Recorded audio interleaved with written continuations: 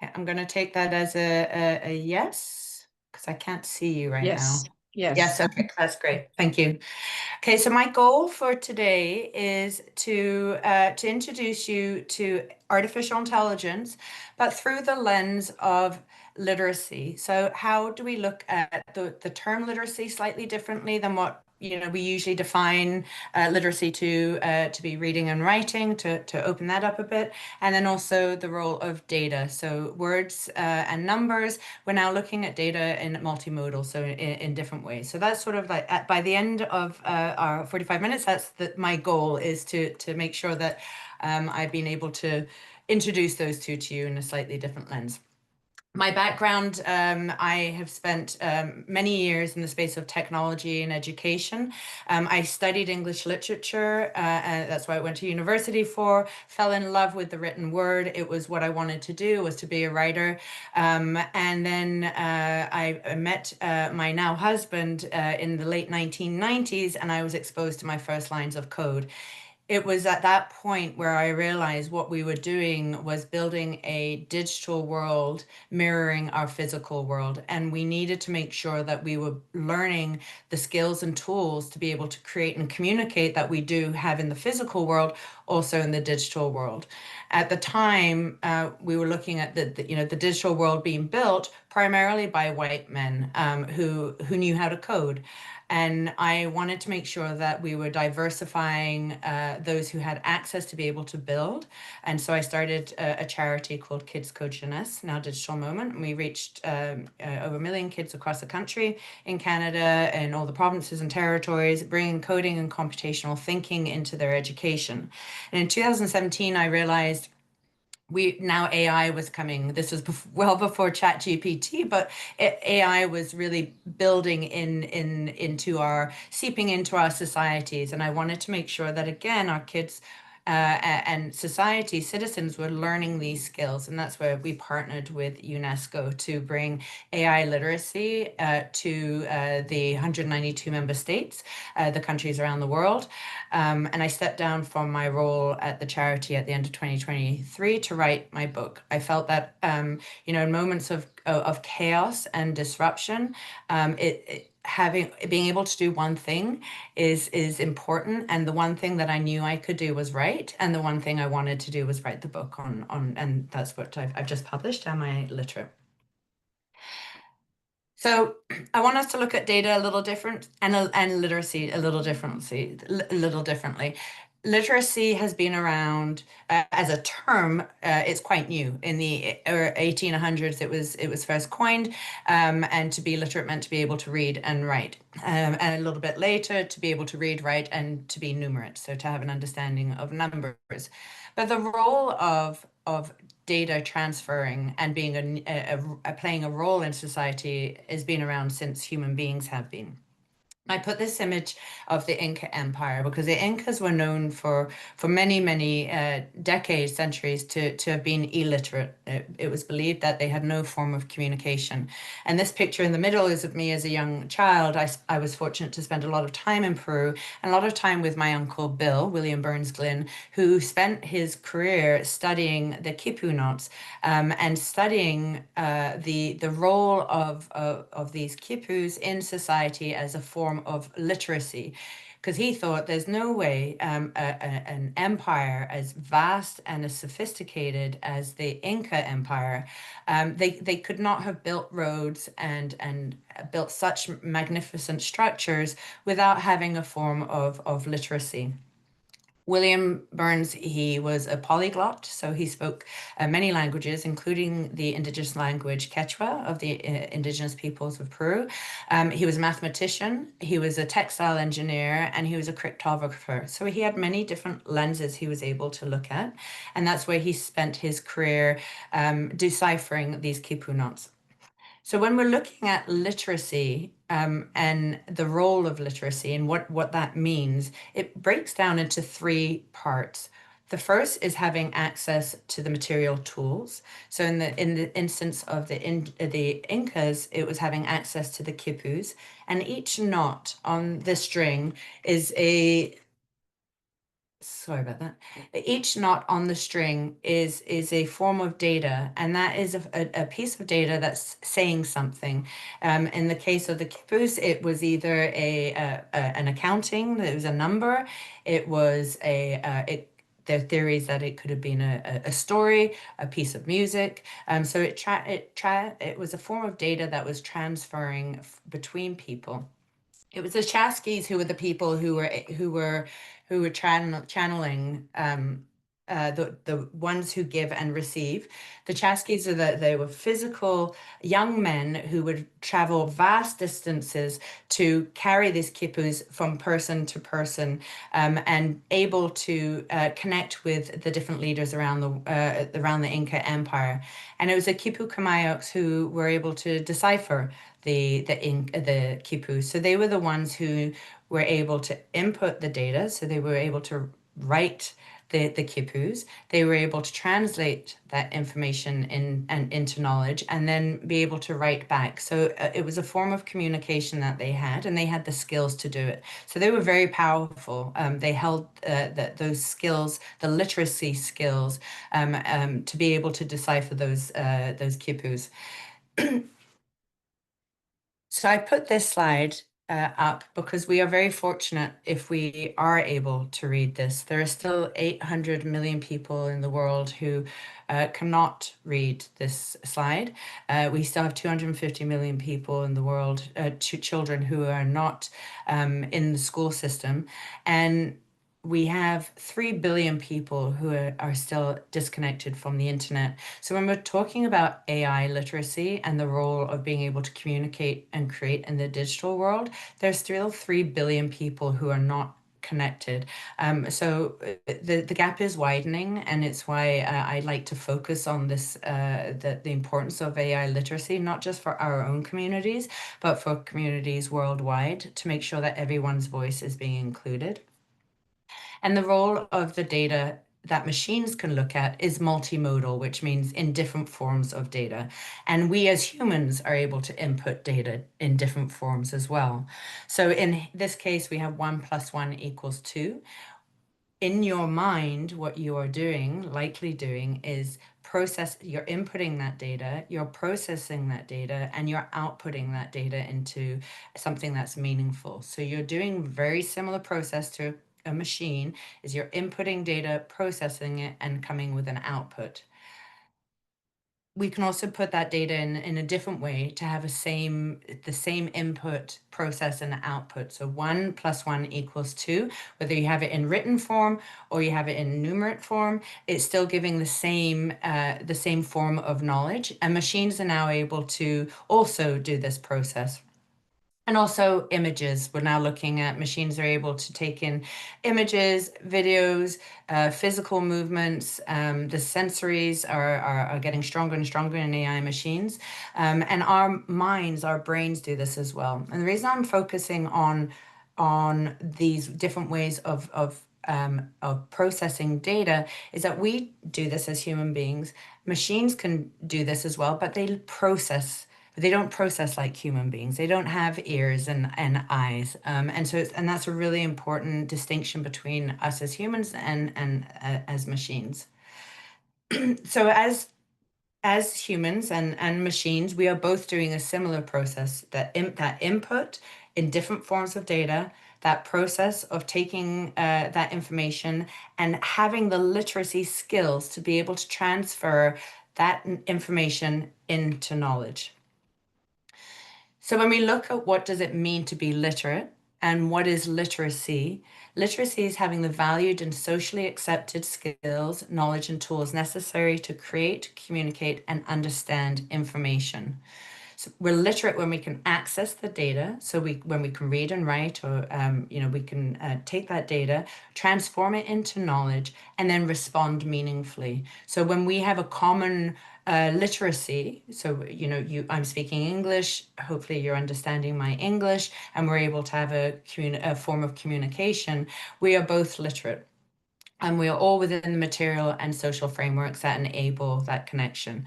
So I think it's important to highlight the material and social fabrics, because if you don't have access to a pen and paper, or you don't have access to the internet, then it's very difficult to learn the skills that are required to be literate. And if it's something that is socially in the fabrics of our society, so if you go and pick up, a medicine bottle and you can't read it, or a shampoo bottle and you're unable to read that, that's a literacy that has seeped into society. That's now something that we all need to understand, and we're now in a similar spot now with AI literacy. And it's important literacy. It is a key foundation to our education, and it's a form of building blocks that allow us to become socially and economically engaged citizens. And according to UNESCO's definition, literacy drives sustainable development, enables greater participation in the labor market, improves child and family health and nutrition, reduces poverty, and expands life opportunities. So this is a really, really key, important skill that we need to make sure that is that is being shared and that is available for all. A little bit on the history of literacy and the steps that are moving us towards AI literacy.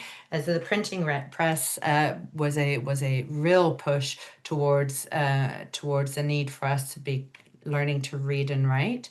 So in the first industrial revolution in the 1700s and 1800s, when machines were starting to automate and mechanize our work, there was a need to upskill people. There was a need to educate our youth to make sure that they were able to enter the labor market, that they had the skills to be able to train, that managers and companies were able to build a workforce that was on the same page, that they were able to build together. So the at the same time as the first industrial revolution and the second industrial revolution were barreling forward in industry, education was moving and advancing, and the literacy skills required. So we saw the opening of free public education. Laws started to change so that children could enter the public schooling education. Child labor laws were removed, or I should say, child labor laws were put in place, so children were removed from the workforce. So we were seeing the public education, that need for learning to read, write, and be numerate, becoming an essential need for us to be able to communicate together as humans.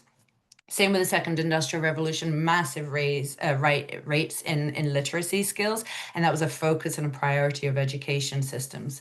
When we got to the third industrial revolution, this is when the digital world was starting to shape around the 1950s, 1960s. We saw this in universities around the world. We're starting to build out computer science. AI was first coined in the 1950s, so it's not new, and this was in the third industrial revolution where we started to see a movement towards coding. So there was bringing coding and computational thinking into education systems, and it took a while. So if you think that the third industrial revolution was like, really, we're third till about the 70s, 80s, 90s, only now, really in the 2000s, did we see a massive movement for the coding literacy. And that's sort of where a gap where we see, many of the men who were the primary builders of the digital world, that many of the women and marginalized communities were excluded from that building of it. Now in the fourth industrial revolution, with AI now automating, and moving into this next wave of where communication is being held largely by machines, we're now seeing this call for algorithm and data literacy, the understanding of how machines are built using mathematical models and coding to read or to understand our data and have able to respond to that data and create predictions and read the patterns. So it's moving quickly. These industrial revolutions are getting tighter, and if you look at the education systems, we're still educating similar to the way we were in the first industrial revolution, and so there's a lot of push we need to be doing in this period, as we're now moving also into I would argue the next industrial revolution, the fifth industrial revolution. And what is a concern for me, or a need to focus on for all of us, is that machines are now literate. We've never had this before as human beings. So machines are now able to access our data, transform that data into knowledge, and respond meaningfully, again, all within the material and social frameworks that enable connection.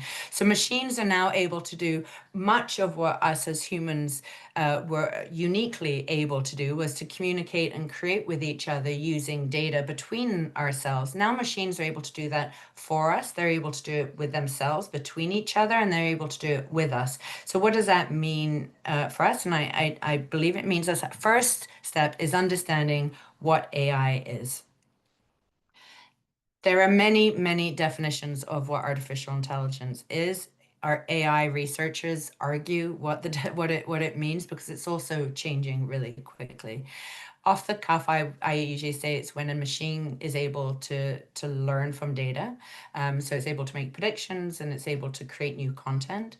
But the definition I choose here, it nods back to the 1950s of the roots of AI, and then to the process of today. So AI has evolved, much like most technologies, and it's a theory and development of computer systems capable of performing tasks that historically required human intelligence.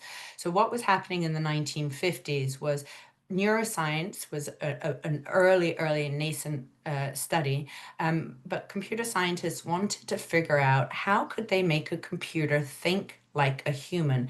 And so what that meant was now studying how the human brain works and how can we make machines replicate that.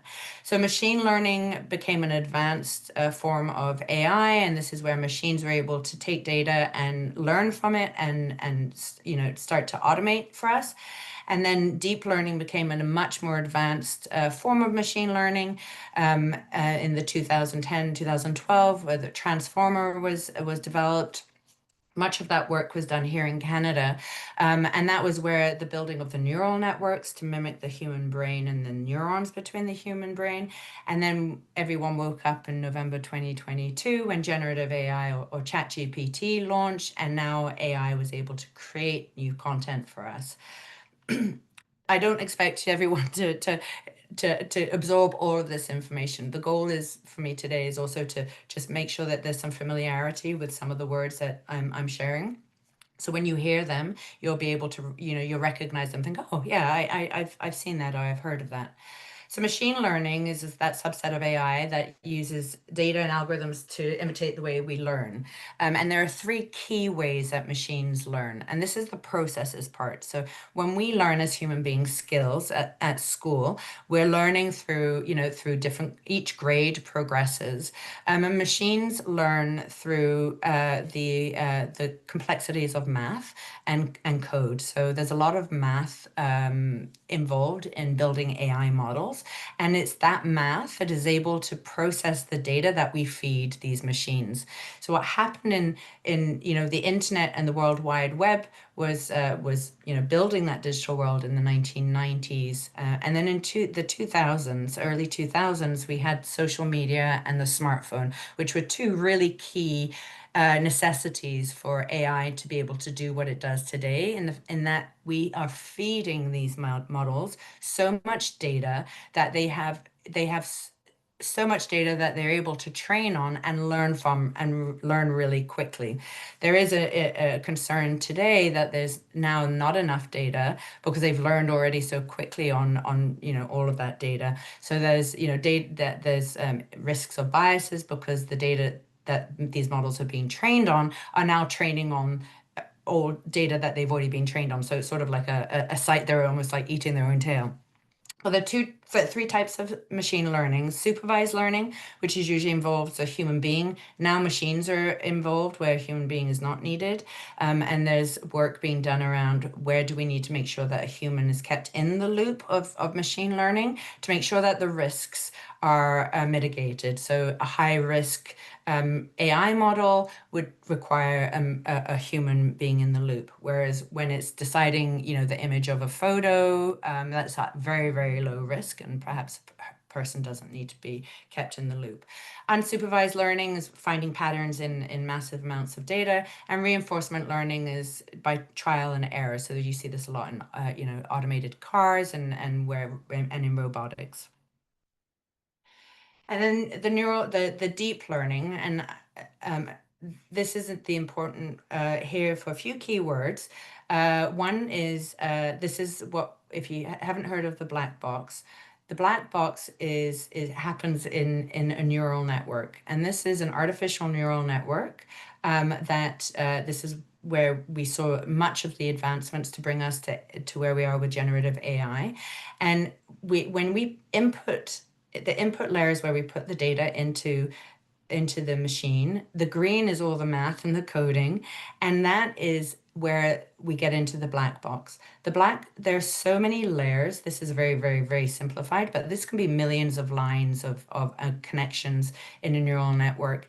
It gets so complex that when the output comes out, so when the answer comes out or the prediction comes out, that the AI, the people, the researchers and the people involved in building these machines don't actually understand how the machine came up with the answer. And it's often a correct answer, but they don't know how it came about. So the risk of transparency and accountability are big here, because if you don't understand why a car chose, for instance, a driverless car chose to hit a pedestrian versus a post, that's a big issue if you're not able to explain how the machine came up with that answer.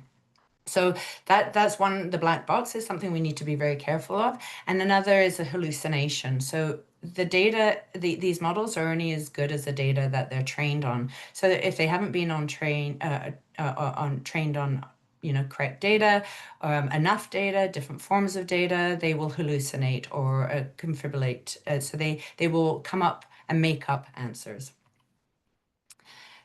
A quick side of the coming back to, again, the three parts you need to literacy. You need to have access to the tools and the communication network. So reading and writing, we need pens and paper, and we need a form to be able to transport. We have Canada Post here.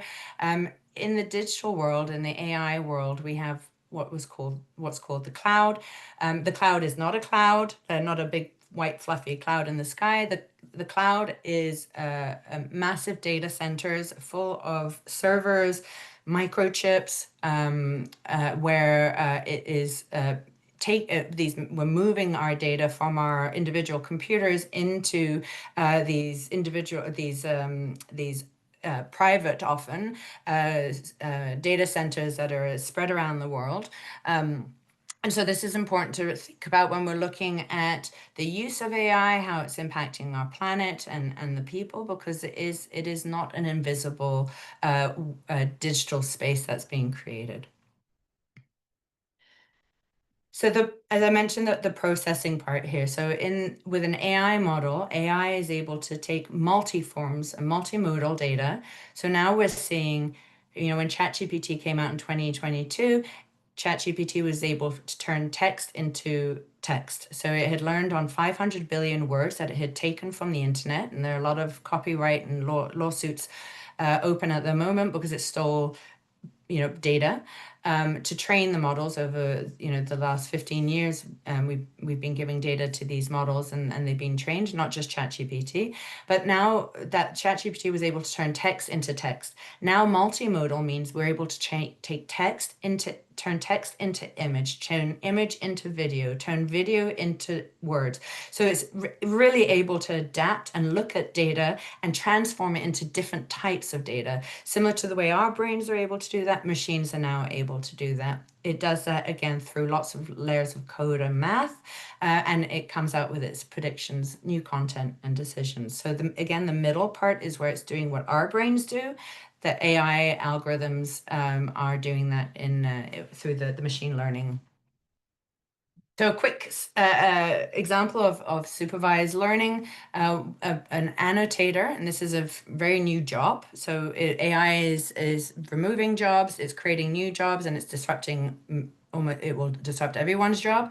The annotator is annotating and labeling the data. So it's training the model to say, okay, this is a dog, this is not a dog. Again, machines don't have ears and eyes, so it needs to be trained.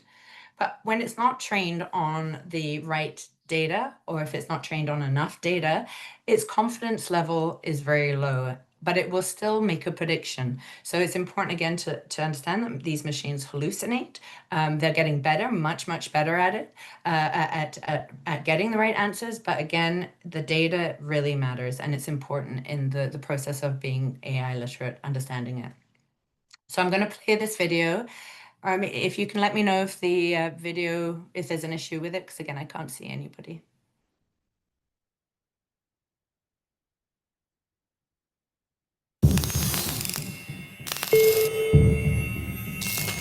It's good. Thank you. During my first semester at MIT, I got computer vision software that was supposed to track my face. It didn't work until I put on this white mask. I'm thinking, all right, what's going on here? Is it the lighting conditions? Is it the angle at which I'm looking at the camera, or is there something more? That's when I started looking into issues of bias that can creep into technology. Our ideas about technology that we think are normal are actually ideas that come from a very small and homogeneous group of people. Vast amounts of data at incredible speeds. Everybody has unconscious biases, and people embed their own biases into technology. This kid got stopped as a result of facial recognition misidentification, and then used that as justification to search you. This is an innocent child. Racism is becoming mechanized. Systemic issues are only going to be hardwired into new technologies. It's not just face classification, it's any data-centric technology. Every day, we are all being scored. Who gets hired? Who gets housing? I am making predictions for your life right now. The people who own the code deploy it on other people, and there is no accountability. Management at Atlantic Towers wanted to install the facial recognition software. Pretty much turn this place into Fort Knox. The technology is being rapidly adopted, and there are no safeguards. We are socially controlled in a way that we don't see. Technology that analyzes faces could be biased, but the company is pushing it anyway. What demographic is it most effective on? White men. Show me that it's going to be fair, that it's legal, before you put it out. That's what we don't have yet. It's going to take people coming together, striving for justice in this age of automation.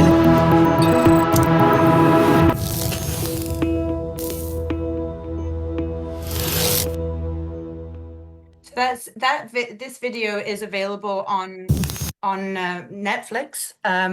It's an excellent documentary if you have a moment to watch it and watch it with the family. It's appropriate for teenagers, but it's important that we're now looking at, as we're adopting AI at such rapid speeds, whether we like it or not, it's coming. We need to make sure that we're protecting people and planet.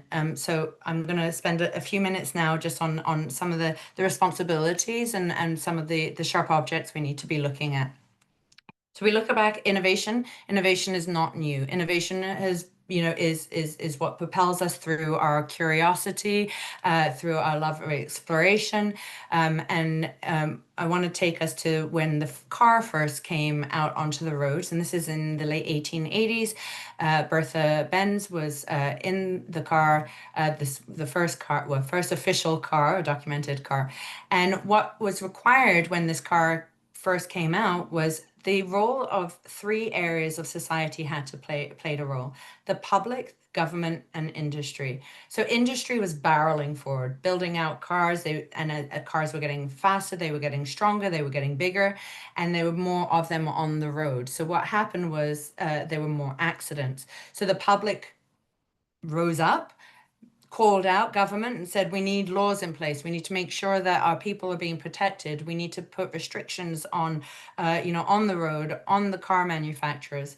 And so what happened was we saw seatbelts coming in and proper road structures coming in and laws in place. And, fast forward to today, how many laws and structures are in place that have been built to make sure that we're able to move from one part of, from A to B safely. In the 1930s, because of the risk of deaths, but from driving, one of the solutions was to create the crash test dummy. So they very unethically, the cadaver, the dead bodies were used to test cars, and that didn't last very long. And very quickly there was a call out that it wasn't appropriate, and then the crash test dummy, as we know it today, a plastic model was used to test cars, and this became law in the 1960s that every car manufactured had to go through the process of making sure that it was safe for the road. But there were issues. Any seatbelt wearing female vehicle occupant still today has 73% greater odds of being seriously injured over its male counterpart.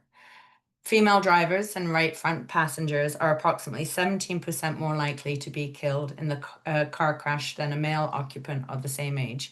So there are big, and this is still today, these big issues. Unfortunately, some researchers in Sweden realized, well, what was happening was the crash test dummies were built to mimic the body of a male, of a standard male, and yet 60% of the drivers are female in the United States, that are female, and the cars had not been tested on the female body.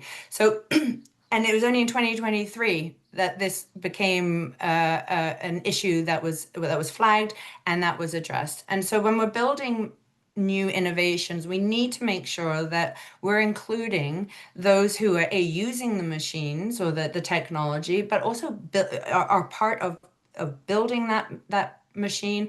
So as we're looking at data, has the data been properly trained? Is it inclusive? Does it risk widening more divides? So as we're moving into with AI adoption, we need to look at AI again as an innovation and as a tool. And it's a tool that is being used by human beings, and it is both. It is neither positive or negative as a tool itself. It's how we choose to use it. So AI has some amazing capabilities and opportunities for us as humans. In healthcare, it's able to detect cancers.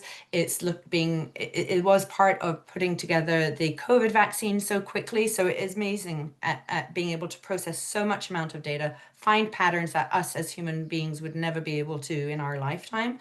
It also looking at how it can revolutionize and change education.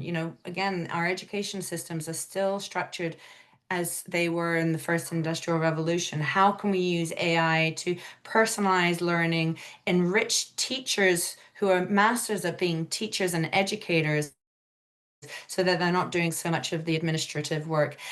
So there's a lot of opportunity and potential, but it also has negative impacts on people.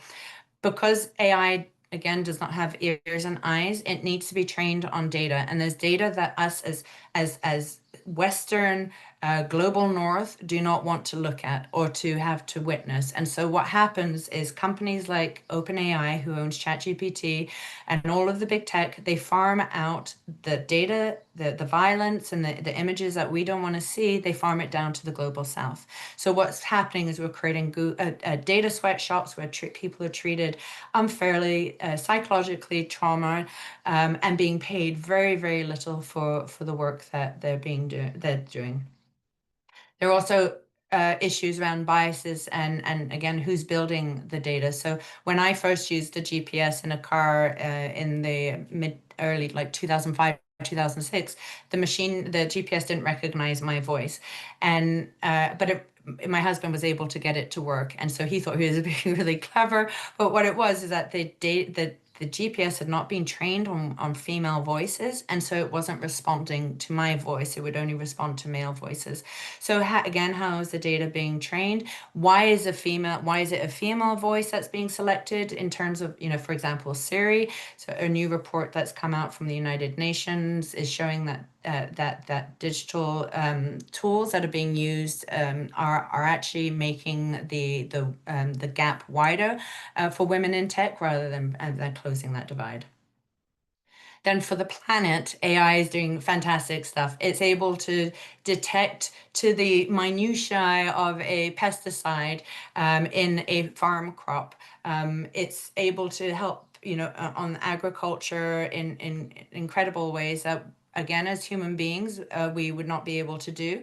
It's also helping save our whales by detecting whales that are, by their voices and their sounds of where they are, and making sure that they're protected from boats, from fishermen. It's able to detect plastics. It's able to detect fishing lines, capture wind. So again, really great technology that's happening for our oceans. But it's also having a really negative impact on the planet. AI and these data centers generate so much heat that it needs water. That is one of our planet's scarcest resource. It needs water to cool it down. So on the positive side, there is a lot of technology and innovation that's happening to help manage this, but still, we need to be thinking about when these companies are putting data centers into already dry or water sensitive areas. How are they making sure that the water is being protected and looked after for citizens versus for the AI tools? AI also is hungry. It feeds on loads and loads of energy. So, you unplug your computer, it will eventually, the battery will die. AI needs energy and lots of it. It actually, for what some of the big technology companies want to achieve, they want to achieve artificial general intelligence, which is having the machines very, very similar to, do everything that humans can do. At the moment, AI is able to do very narrow tasks really, really well, but it's not able to do lots of general things really well. And I don't know why the drive is for AGI, but there's this drive for AGI, and our planet doesn't generate enough energy through all of its resources to be able to get us to AGI. So you'll see, there's this big race and push to, fusion energy, different types of energy that are being trying to find to feed these machines.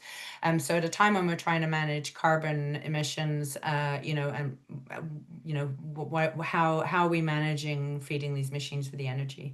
And then also the disruption on the environment in terms of the critical minerals. So you'll hear a lot of politicians talking about critical minerals. Canada has a lot of them, but how we're making sure that we're being responsible, we're using these critical minerals in a safe, inclusive way, making sure that Indigenous communities are part of these conversations, that data sovereignty is part of these conversations. So there are a lot of areas that we need to make sure that we're asking lots of questions and pushing for the answers before using the technology. So I'm wrapping up now. I know that's been a lot of information, but we're now coming to a point as we're moving into the fifth industrial revolution, or this next wave of AI, where we need to think about leveraging the synergies between human intelligence and computational power of AI. So each of us need to have the skills, knowledge, and values is important for the ethical part, and access to the tools and channels required to create and communicate in the age of artificial intelligence. And I think one of the things that I'm focusing on now is, how do we really build our human strengths in this period? How do we make sure that we're building the critical and creative skills, not just in our children, but in each stages of our journeys here? How are we communicating with different cultures and building those skills so we're respecting each other in the digital space and collaborating together in the physical world and building together responsibly? And being openly curious, making sure that we're moving forward with curiosity, but with our eyes wide open. So AI takes the out of your job, which, when I look at, job descriptions or, what our kids are doing in school, they use AI, they'll use ChatGPT to take the out of the stuff that they don't want to do. So how are we making sure that kids are engaged and, and really excited to be at school and not looking at using AI for the stuff that they don't want to be doing? And it will also, AI is able and it is solving problems that we would never, ever be able to solve as humans, that we just aren't able to grasp the amount of data that these machines are able to do and find the patterns as quickly as they're able to do. And so when we're looking at major, massive world problems, let's look at using AI to address that rather than, creating artificial general intelligence, but focus on the problems and how can we use this tool to help us. And with that, that is my 45 minutes on AI literacy. I hope that wasn't too much. I haven't been able to see any of you. So, there we are. There we are. Have I stopped sharing? I think I have.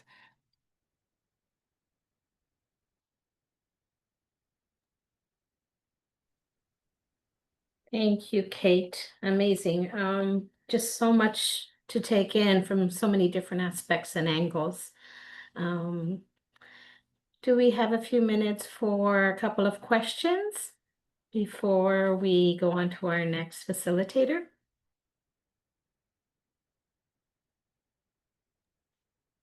Maybe I can just add, if you go to the website amiliterate.com, I do have a bunch of resources.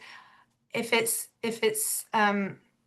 one recommendation is just try one of try a course. It's an hour online, because I think the more empowered we are with knowledge, the more we can own our agency in this space, and also help others in the community. Thank you, Ambreen. Is it your website, Kate? Yes, it's mine. Yeah, and I have a resources page. It's all free stuff on the resources page. If there's anything that I can do to help, just let me know. But this is sort of my priority of this year is trying to do everything I can to lobby our government to make sure that each of us individually, whether it's in our libraries, whether it's in our classrooms, whether it's in our work environment, are accessing the tools and are getting the training that we need to be able to use these tools. And it starts with also the ABCs and the 1, 2, 3s. It isn't going, this isn't excluding traditional literacy. It builds on those foundational skills of literacy. So we need this in our libraries and in our community centers as well. Thank you, Kate. So Ambreen has put that your website in the chat. We can all have a look after. You would like to add anything else or a question? So good. Okay. We'll have an opportunity even towards the end. So I know it's a lot of information from everyone. And if you come up with any questions, we can always ask towards the end as well. Yeah. Well, thank you, Kate. If that is... I think there's a question. Pete has a question. There is. Hello, Pete. Hello, this is Pete speaking. Thank you so much, Kate, for the presentation. Really interesting and amazing that you're sort of going in a similar area to your uncle, who sounded like a really fascinating guy. At the end, you were talking about AGI. Yeah. And how much resources this requires. I just missed what AGI stands for. Oh, AGI is artificial general intelligence. Okay. So AI right now is able to do narrow tasks. So it's able to do specific tasks really, really well, but it can't multitask like us as humans. And so there's this drive towards artificial general intelligence.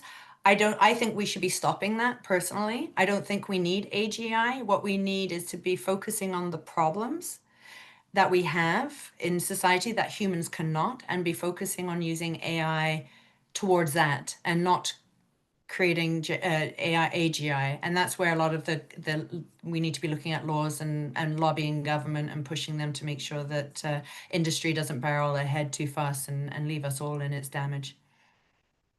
So you're against AGI I don't because of understand the why vast we need it. resources, or you just see it as unnecessary? I see it as unnecessary. I don't I can't I don't know why we need artificial general intelligence. I don't know. I can't. All of the arguments I hear from big tech, it sounds like they're just selling their product and their shareholders. So I don't. Yeah, well, if it's not solving a problem, you would think there'd be less momentum. So, Yeah, and interesting. they will say that it's solving problems. They will say it's helping with teacher shortages and it's able to, help with our elders, but I don't think that's the solution. What AGI will do is it will make us less connected as human beings. It will make us more isolated, and it will bring mental health issues. So I don't think the damages are being we need to look at the impact it's making on humans, not on this rapid pace. I mean, if you just look at our children suffering with anxiety and mental health because of the impact of social media, and we have Mark Zuckerberg, who wants to build AI friends for kids who don't have friends. I mean, that isn't the solution. It's just going to cause more loneliness and more mental health issues. So, not to end on a downer, that I get excited by this because it means that I can jump on my soapbox and scream more. All right. Thank you very much. Thanks for the question. Thank you, Kate. Anyone else? Yes, great questions we have to ask ourselves and of others. The why, and how. Okay. Well, thank you, Kate. We will move on then to our next presenter. Our facilitator is Elizabeth Teig. And Elizabeth is an associate professor of psychology at Georgia State University. She is also the assistant director of the Adult Literacy Research Center at GSU. Her primary expertise is in adult literacy and adult in education. She has extensive research experience on reading skills, reading assessments, and instructional needs of struggling adult readers. She has published and presented work on individual differences in adults' component reading skills, assessment and measurement of reading constructs, as well as digital large-scale assessments. And also in the use of educational technology and comprehension strategies in adult literacy classrooms. Her work has been funded by the U.S. Department of Education, Institute of Educational Sciences, National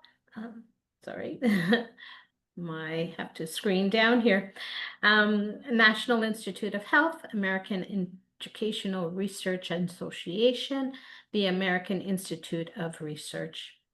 She has tutored in multiple adult literacy classrooms in Florida and Massachusetts, and has taught English and social studies, high school equivalencies in Arizona. Welcome, Elizabeth. Thank you so much for that great introduction, and very excited to be here and share a little bit with you. I'm going to go ahead and share my screen. Can you all see that? Yes. All right, perfect. So a little bit different from Kate's presentation, I'm not going to be talking about AI, but I'm going to be talking about digital literacy and considering digital assessments and different types of digital texts and apps. Within the US, we call them adult foundational education students, but it would be the same thing as any adults with low literacy skills or adult literacy students. So just so we're all on the same page, this is sort of my broad working definition for digital literacy, the ability to find, evaluate, and communicate information using technology in daily life. And there's a whole host of different interconnected skills that feed into digital literacy. So at a basic level, we're able to think about basic foundational computer skills or information and communication technology, ICT skills. So things as basic as mouse, clicking, dragging. And although this is necessary for digital literacy, there's a lot more complex and interconnected skills that we also have to consider. So one would be accessing and managing information, so being able to search online and find things.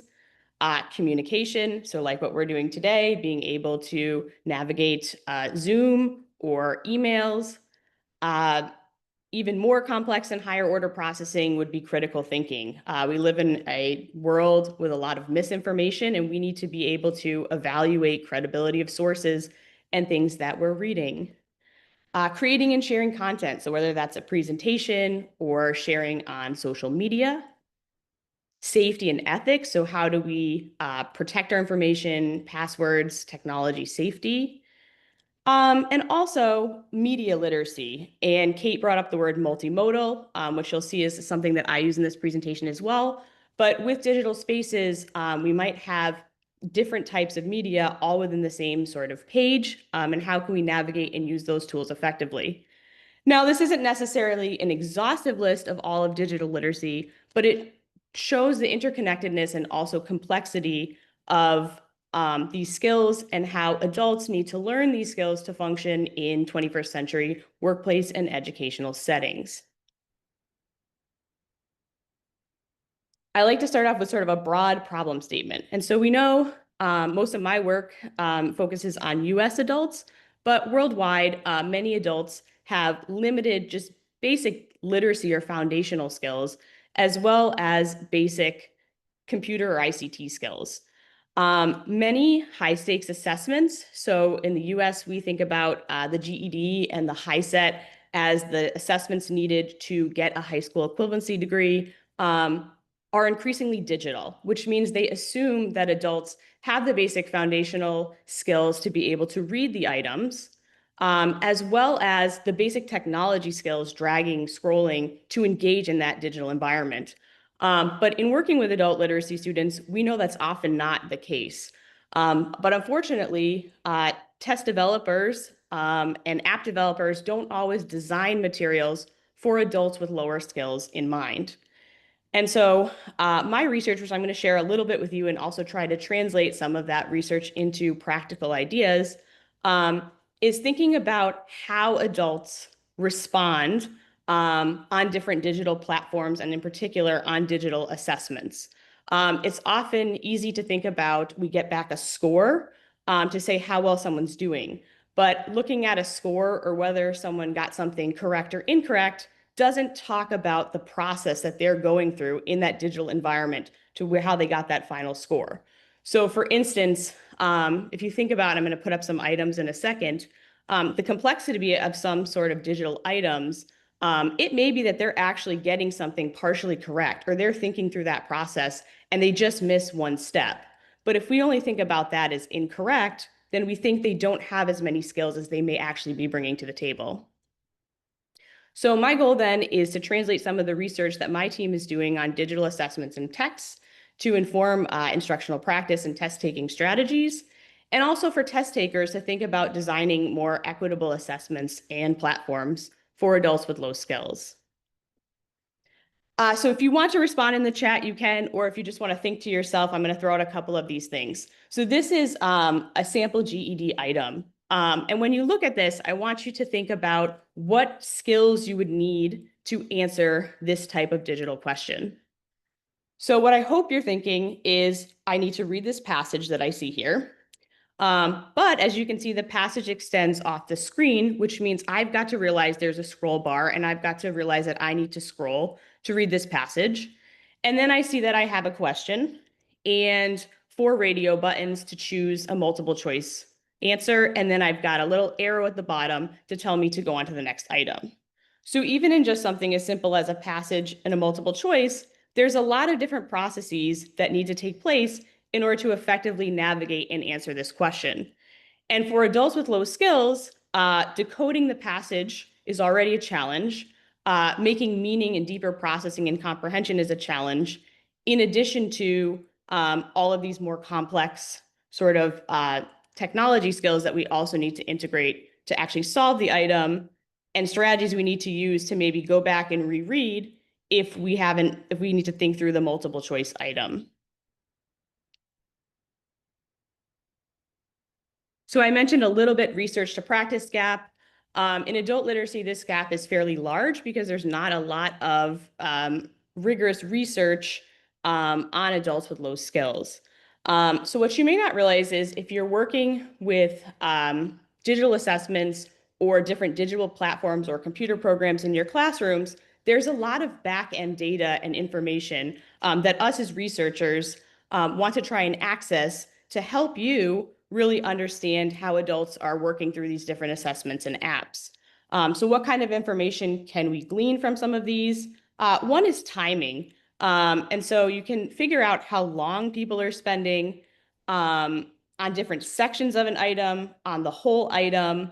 Another is keystrokes. So in that example you saw before, I can tell whether someone actually scrolled and finished reading that passage. Depending on the type of item, you might have a numerical input, you might have clicking, you might have highlighting. So there might be different ways to respond in these digital environments. And the complexity of the item itself may lead to different strategies that people may adopt.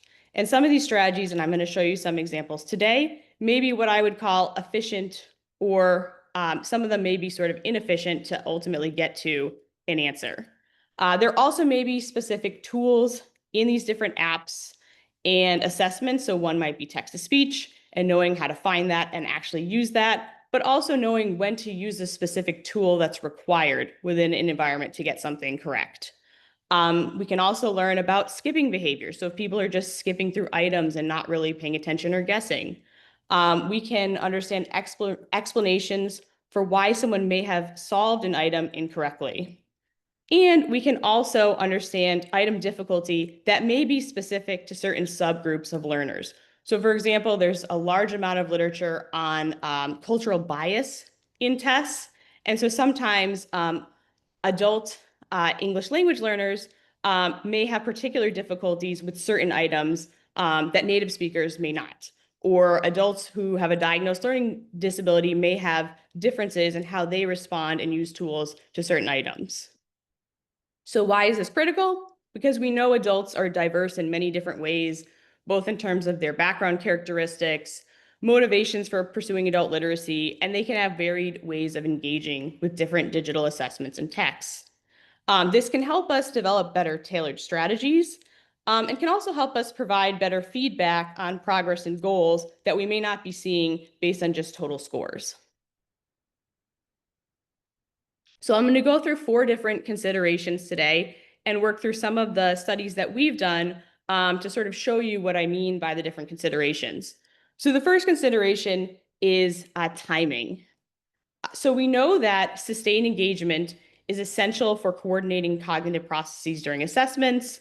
And there's sort of mixed results on whether spending more or less time is beneficial.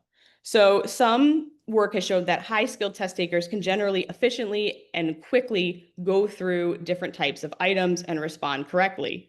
However, depending on the complexity of the digital environment, spending more time may actually benefit test takers in some cases. We also know that certain demographic factors can influence timing. So things like age, educational attainment, as well as just basic familiarity with digital tools basic familiarity with tools can more or less engagement on different assessments.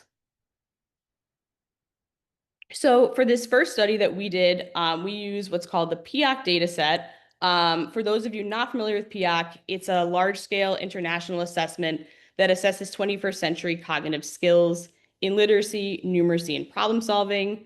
It was given to Canada as well as the US. We use the PIAAC data, one, because it has this back-end data that we can analyze to understand. Items were given in a digital format. And also because to do this kind of work, you often need really large sample sizes. And so this allows us to use and work with the data and have access to a nationally representative sample of adults. So we use the US PIAC data, and in this particular example, we were looking at their digital literacy items, and we wanted to understand engagement of adults of varying skill levels on these digital literacy items. And what I mean by engagement really is how they allocate their time across different literacy items. Then within that group of lower skilled adults, since we know they're diverse, we wanted to see if there was even get more granular and understand if there was different engagement patterns and time allocation for adults who were within that lower skilled group. And then finally, we wanted to examine different background characteristics such as age and education, and if that influenced how much time you may have spent on different digital literacy items. So here's an example of one of the PIAC literacy items. This would be an example that would have been given in the US or Canada. What you'll notice is it asks the test taker, what is the latest time that children should arrive at preschool? And it gives you your passage in a bullet pointed list. So PIAC had many different types of items. This particular one would have required you to highlight the answer from the bullet pointed list. And so the key here would be that first bullet point, please have your child here by 9 a.m. to answer the question.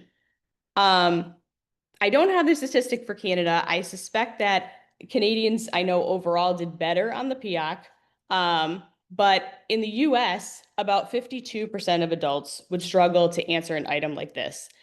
And so you can see that the vocabulary here is not overly complex, and there's not a lot of digital basic computer skills to answer this item, but still 52% struggled with an item like this.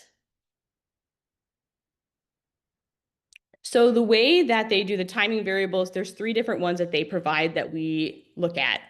One is time to first action, which once they have that prompt, so for example, your child at school, how much time did you take reading that prompt and then making any action in that digital environment? So it could be a click, a highlight, whatever the item might lend itself to. Time for last action is once you entered your answer, how much time did you spend before you went on to the next item? And presumably this might be time if you wanted to review your answer, or if you were just hesitant about your answer before you went on. And then they also give you the total time spent on each item.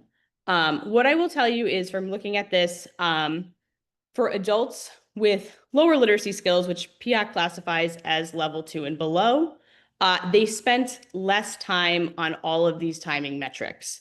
But most importantly, they spent about 15 seconds less on average than adults at all levels on each item. And so you can imagine that compounds over time as they're going through this testing, what we call testlet. And so most adults spent about a minute, they spent about 45 seconds. So there are different engagement and time allocation patterns, even just from looking at it like this.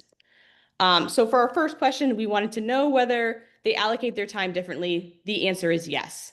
And if we look at all of the different proficiency levels of literacy that PIAC defines, the adults at the lowest levels, what they call below level 1 and 1, which would be many of the adults that we see in our adult literacy programs, spend the least amount of time and even less time than those at level 2 who would still not be meeting benchmarks for college and career readiness. And again, that would be across total time, time to first action, as well as time to last action. Looking specifically within lower skilled adults, we wanted to see if we saw any what we call clusters or groups for how they spend time differently. And so across all the different literacy items that we looked at, we saw that there were 2 groups. One group that spent slightly more time, which you see as the blue line there on the graph, and the other group that spent less time in orange. Why we wanted to classify lower skilled adults into time allocation patterns was because we wanted to understand if different demographics may predict whether or not you spend more or less time within this lower skilled group. And the answer is yes. And so we looked at this in terms of who was more likely to be in the cluster that spent more time. And PIAC has an extensive background questionnaire. So we used several of the different background items that had been found to be related to timing. And so we found that they had a self-report on skills you engage in at home. So they had things like reading, writing, and numeracy. And so we found that adults who self-reported writing at home were more likely to be in the group that spent more time. Unsurprisingly, those with slightly higher literacy skills, so more like level 2 than level 1, spent more time. Middle-aged and younger adults spent less time than older adults. Interestingly, adults who were not employed spent more time, and those who identified as Black also spent more time. So a couple of takeaways. We see that there are differences in how lower and higher skilled adults allocate their time across digital literacy. And it seems pretty universal in that it doesn't seem to matter on the difficulty of the item. And it also doesn't seem to matter on which timing metric we're looking at. So spending more time on these types of items suggests deeper engagement and more deliberate responding. Whereas for lower skilled adults who spent less time, and particularly those who were at the lowest levels of literacy, it may reflect challenges with cognitive or digital task demands. We also saw that engagement patterns varied by different background characteristics such as age, educational level, and employment status, and also by that writing at home, which would be sort of at your own time. So it indicates that personal context also shapes how adults may approach different digital assessments. A second example of why timing seems to matter comes from an app. So this was developed by one of my colleagues at the Adult Literacy Research Center in Georgia. She developed 35 different lessons that you see here that were administered on a tablet. This was all to train reading for adults actually in Toronto as well as in Georgia. And they went through these different lessons with what we called a trilog, since we have these avatars here at the top. So you had a teacher and you had a peer student. And in this particular example, we want to understand the meaning of the word type that you see bolded. And so the adult literacy learner would respond by inputting and clicking on the tablet. And the peer student, who we call Jordan, would respond verbally. So in some ways, we integrated motivational elements into this to make it more fun to be in the digital environment. But we were then really interested not only in how they responded, but how people engaged with this particular app. And so what they did was they were able to identify what they called 4 different types of readers. Proficient readers, which as you would expect, was the largest group, and they went through the app with high speed and high accuracy. But then we had a second group, which was termed struggling readers, which was about 12% of those who participated. They took a long time going through the app, but they tended to have the lowest degree of accuracy.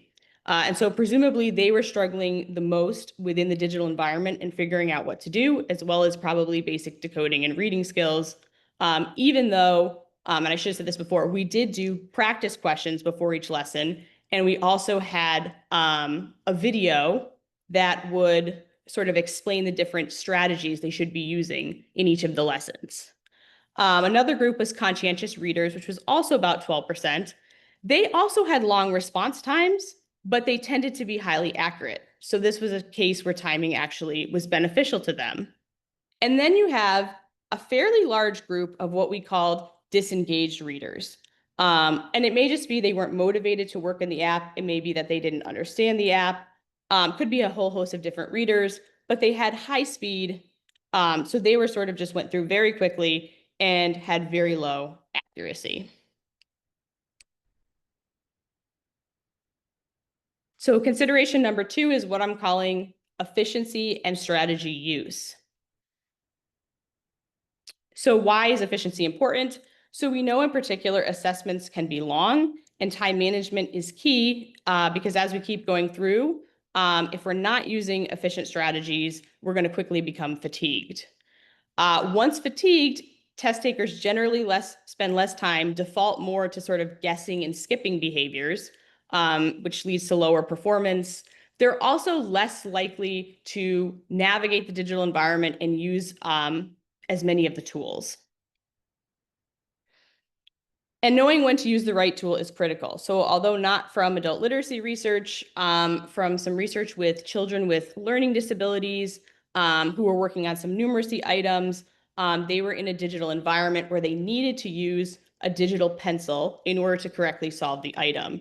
And they were unable to use the correct tool. They were able to use tools in the digital environment, but they weren't able to use the correct tool that would lead them to get the right answer compared to their non-disabled peers. So it's also critical to try and scaffold different tools in a digital environment. So we use PIAC to look at this. PIAC also has a problem-solving domain where the items are a little bit more complex. And so it lends itself to look at more strategies that can be used in the environment. Unfortunately, because PIAC is put out by OECD, the items tend to be restricted. So I'm going to talk through what the item we use look like and just give you sort of an example that would be most similar to that item. So they had different environments, either spreadsheets, emails, or web pages to sort of simulate 21st century life. This particular item used both a spreadsheet and an email. So you can see where that may be more complex. So the spreadsheet would look like something like I have here. And then if you look at the bottom, you'll see the word spreadsheet, and there would be a toggle if there was an email environment. So they would have to work in the spreadsheet environment and then know to toggle to the email environment to solve the item. So it asked them to identify a specific club member ID from the spreadsheet environment and then send it to a correspondent in the email environment. So you can imagine when we look at this, on the left, we need to read the prompt. We then need to navigate the spreadsheet environment, which could involve searching and sorting. They had tick boxes like you see here. And then at the top there, they also have a menu button with various different menu options that could be clicked. And then you'd need to go into the email environment and copy paste that information to send it. So a pretty complex item for an adult with lower digital literacy skills. So when we took a look, again, we divided them into higher and lower literacy. And we had coded out all of the actions that these adults took through this particular item. And what we saw was that respondents in the lower literacy group, on average, made fewer actions to solve this particular item. And in particular, it's the bottom graph. A lot of them tended to have 0 actions or 1 action, which indicates that they skipped through this item, which could be for a variety of reasons. It could be they didn't understand the environment, could be they didn't understand the directions of what it was asking them to do. They could have just felt overwhelmed. But that was sort of the pattern that we saw. We then wanted to think about, though, for those who were in the lower literacy group, were there differences in how they correctly solved the item relative to the higher literacy group, or when I mentioned before about efficient and inefficient strategies. And we found differences by both literacy groups, whether they solved the item incorrectly or correctly. So if solving the item incorrectly, the low literacy group tended to aimlessly hit cancel, skip, and redo. And also on that menu bar, there was a help function. And so they tended to use the help function to try and get help, and then were unsuccessful in navigating the problem space. Whereas the high literacy group that responded incorrectly was able to navigate the spreadsheet environment. They were able to find the correct information. They then just didn't click on the email link and finish the problem. And so they were marked incorrect since there was not partial credit. But interestingly, when the group solved the item correctly, there were also some differences. So the low literacy group was more likely to use searching in the spreadsheet environment, which would get you to the answer that you needed. But as you can imagine, there's a lot of scrolling to search through what you need. And so it would be a pretty inefficient strategy. And if you're answering a number of these different items, you're going to get fatigued pretty quickly using that strategy. Whereas the high literacy group had an additional strategy, sorting, which we know if working in a spreadsheet environment is going to be a much more efficient way to sort through the spreadsheet and then respond to that item. So as we see, adults with different skill levels use different strategies to solve the same item. Adults at higher literacy levels used more advanced tools, which ultimately increased their efficiency and helped them to maintain accuracy. Adults with lower literacy skills either relied on the help function unsuccessfully or exhibited more repetitive, hesitative actions, or just completely skipping. And so it suggests that basic ICT or computer skills training can improve digital literacy skills in different contexts, including digital testing environments. Consideration number 3 is what I'm calling depth of processing. So there's been some work to suggest, as we're shifting from print materials to digital materials, that maybe people don't process as deeply in a digital environment. And so one way we can look at this is what's called comprehension monitoring, or the ability to self-reflect on, evaluate understanding, and repair misunderstandings during reading. Now, these misunderstandings could be, I just didn't understand the vocabulary word, could be a sort of a run-on sentence. It also could be that there is just some misinformation in the sentence that causes us, as a typical reader, to go back and reread and repair our misunderstanding. We call this difference gist processing versus depth processing, because if you're not able to go back and repair any misunderstanding that you had, then you're forming sort of just a very low-level representation of the text, or what we call getting the gist of the text. But in order to fully process what we're reading, we really need to move beyond that and have a deeper level of processing for better performance and comprehension. So what we've been able to do is use what's called eye tracking. So you see on the left there, and actually that's sort of an old picture. So over time, we've gotten rid of that headpiece that people have to sit in as when they come into the lab. So it really just looks like you're reading on a computer screen. And what's in front of her is a camera, but you don't realize that because it doesn't flash or anything like that.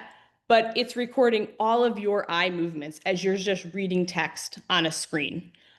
This hasn't really been done with adult literacy students, so we were really excited to do this. But in work with college students and children, it can reveal information about learners' processing speed, automaticity, and familiarity with text, as well as strategies they're using just as they're reading any type of text. So are they looking back? Are they rereading? And so we gave the adult literacy students different length passages on the computer, and what we called consistent and inconsistent. So consistent being everything in that passage made sense. Inconsistent, and I'm going to show you an example, where there was something that was off, but we didn't tell them it was off because we wanted to see their natural behaviors as they read that passage and what they might do to repair that information that was inconsistent. So hopefully this video here will work. I'm going to show you 2 of the participants. Now, these lines are just what the program's doing. They would not have seen lines like this. It would just look like a regular text on a screen. This particular passage is inconsistent because we have a character here named Will. He got lost and he was robbed by strangers. He was looking for a way to get back to his uncle's house. And then if you look at the second to last line, it says, he felt so thankful that he had run into these strangers. And clearly, if they had robbed him, he wouldn't feel thankful. So this would be sort of an example. This is, we compare them to college students. So this is one of our higher skilled readers. And I'm going to show you how they read the passage. And I want you to think about what you notice as you watch this person reading. And then we'll look at one of the adult literacy students.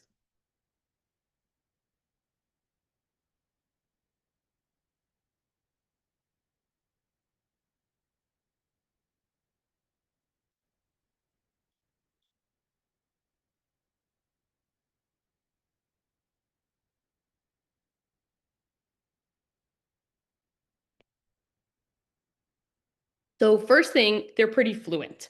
They go through pretty quickly. They seem to be reading every word in that paragraph. But also they go back and they reread. They reread both where it said he felt so thankful. They then went back to the beginning and reread to repair what they had read before and make sure they saw robbed. Now, part of it also could have been we also asked them a comprehension question afterwards.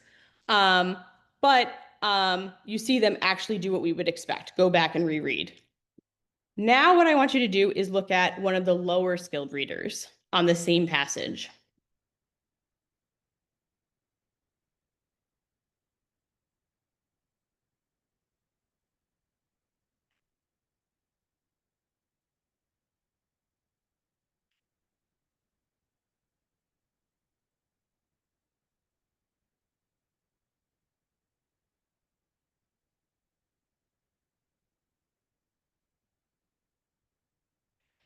So hopefully you're thinking to yourself, you may notice a lot slower reading.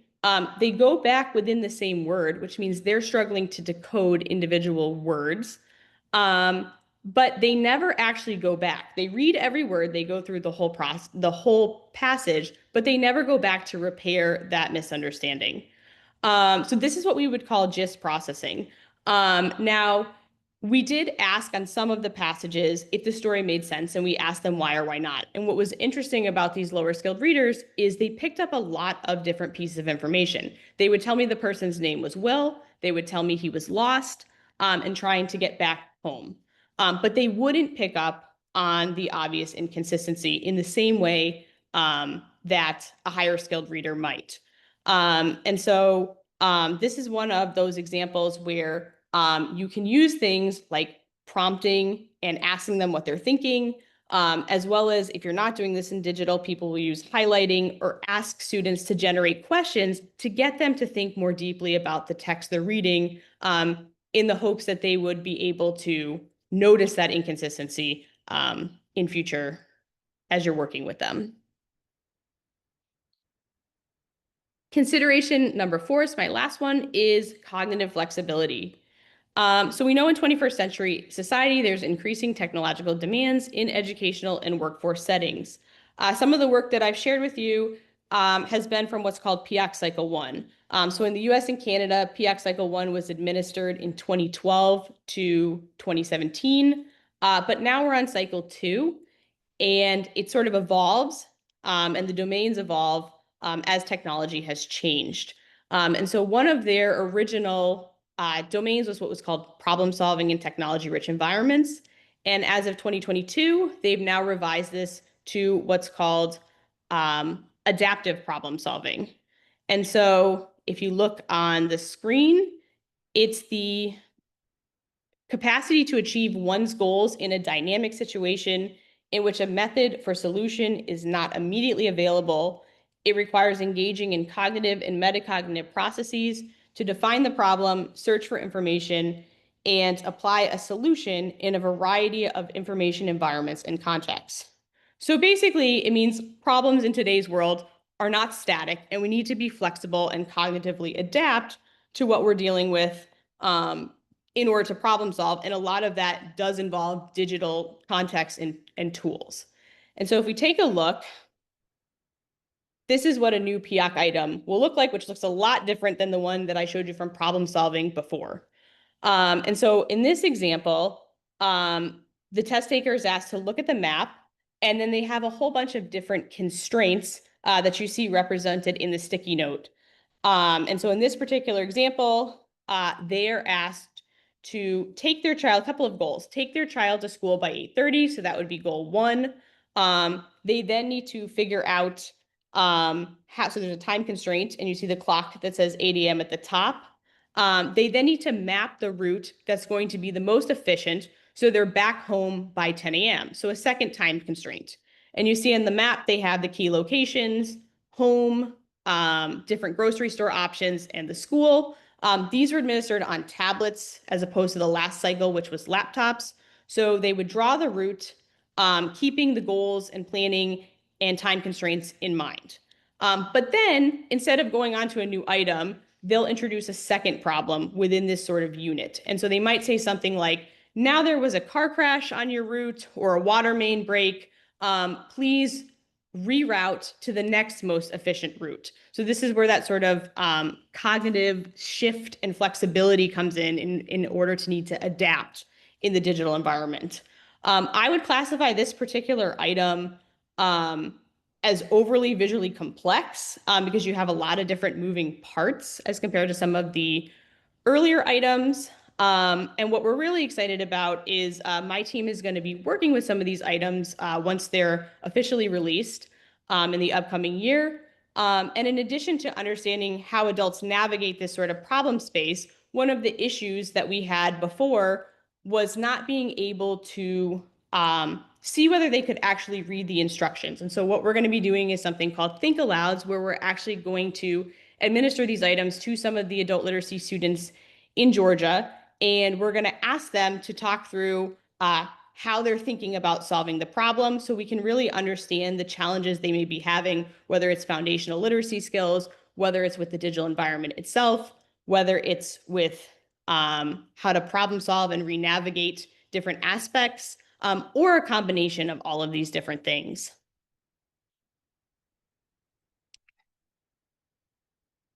Okay, so I'm going to wrap up here. But one thing I want to mention is sort of consideration shifting from print to digital.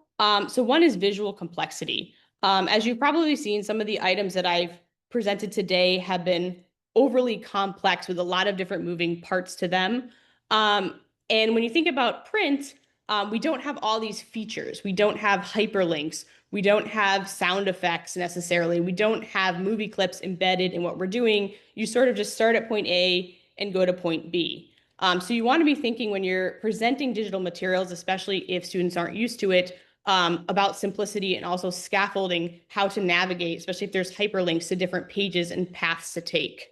One pro, though, from shifting to print to digital is some of these gaming and motivational elements. I've been part of different digital books that people are designing, and one which they're designing with content specific to adults with lower skills. So the content is more advanced, but they're still putting in sort of motivational elements and illustrations and gaming. And the adults, at least in the feedback we see, seem to really like it. So it might be something like a vocabulary game, or like a congratulatory message, or being able to name their avatar within the gaming space. As I mentioned previously, scaffolding specific digital environments. So if they're going to be working in an email environment or working in a spreadsheet environment, and what tools are available that they can work on. We talked a little about strategies, different test taking strategies, thinking aloud, so asking them what they're thinking, or even asking them to generate their own questions or summarize, especially when they're thinking through text, when we think about depth of processing. And then also multimodal content. So I'm working on a history and civics curriculum now for adult ESL students. And we're trying to shift them from print, but we still use print. But then we also bring in different digital tools, especially ones that they may have more familiarity with. So for example, they use WhatsApp a lot. And so we can use the content to repeat different skills. So if we're using a focal text, we can have them read it with print. We can have them read it with a peer. And then we can also have them discuss, say, in WhatsApp, or then we'll introduce Quizlet to do some of the vocabulary that we pulled out of that particular passage. So that way they're getting some exposure to digital context, but it's not so overwhelming that they're just thrown into sort of this digital world. I'm going to wrap up here by sharing some resources. As we've worked through some of these projects, so content integrated language instruction for adults is that history and civics curricula that I mentioned. If you go on there, we have videos for practitioners on how to do more sort of basic digital literacy skills, Gmail, email, and email etiquette. Similarly, the Center for the Study of Adult Literacy is where that profile with the app came from. We have different computer skills on here, but really getting them comfortable with these different basic digital skills is crucial to then scaling up to some of those higher order skills like critical thinking, accessing, and managing information that I mentioned at the outset with digital literacy. So I just want to quickly acknowledge the grants that funded this work. And thank you so much. And I put my contact information up here. Thank you so much, Elizabeth. Great research, and the analytics to it as backup was great. So very interesting. Any questions for Elizabeth?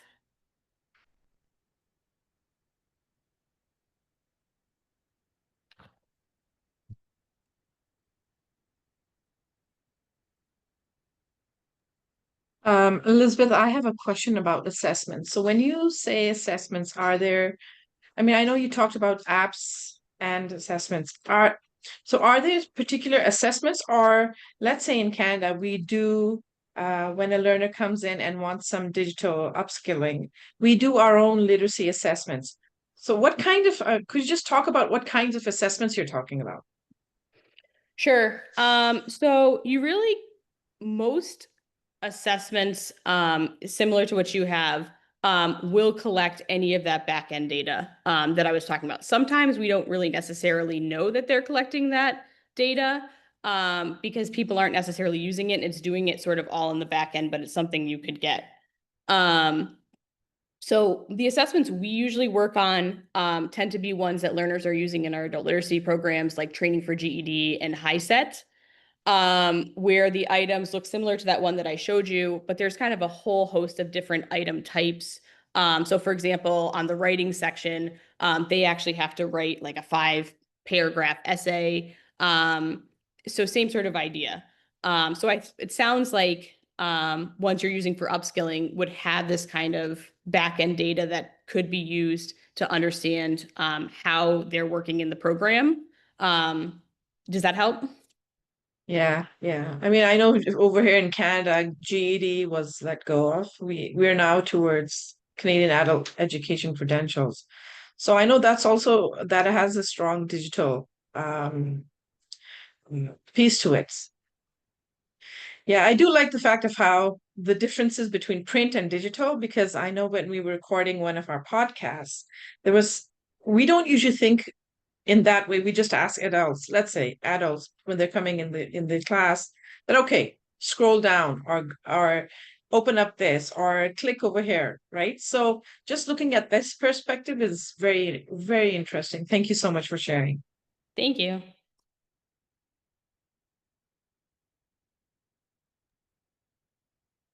Anyone else?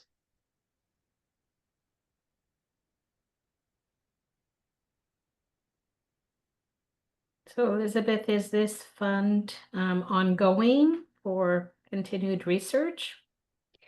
Yes. Pretty much everything that I shared with you today will be ongoing.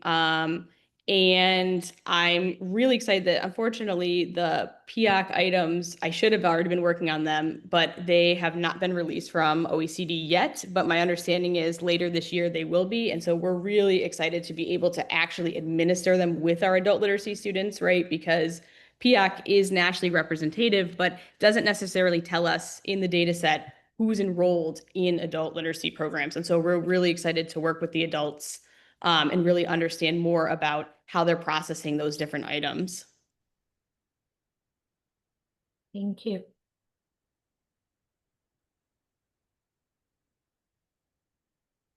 Okay, well, we will have time towards the end of the workshop to answer some more questions.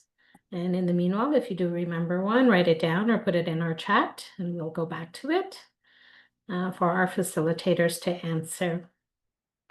So we're a little bit ahead of schedule. And Breen, should we Can I take just add something, Georgina? Yeah. So I think this is a good opportunity to just to let everyone know that MTML is also creating a toolkit for literacy programs. So keep an eye. In September, we'll have the final draft or final draft out for feedback. And then based on that toolkit, we'll be creating a web page on our website. So just letting you all know that we're trying to create that part and make it easier for our programs here.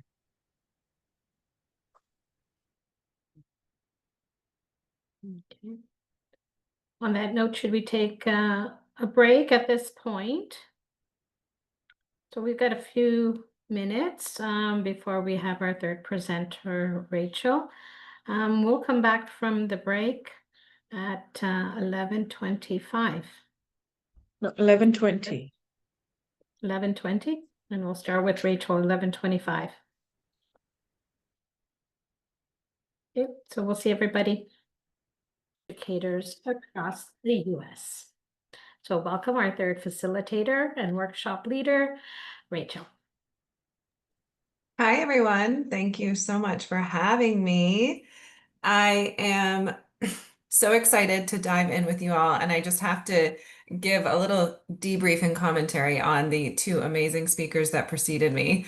First, I want to say thank you to Miss Arthur for teeing me up so well. That was such great background on some of the technical aspects and some of the educational implications and broader societal implications of AI integration. So I really appreciate that. And then to Liz, thank you so much for that really, really fascinating research into the PIAC.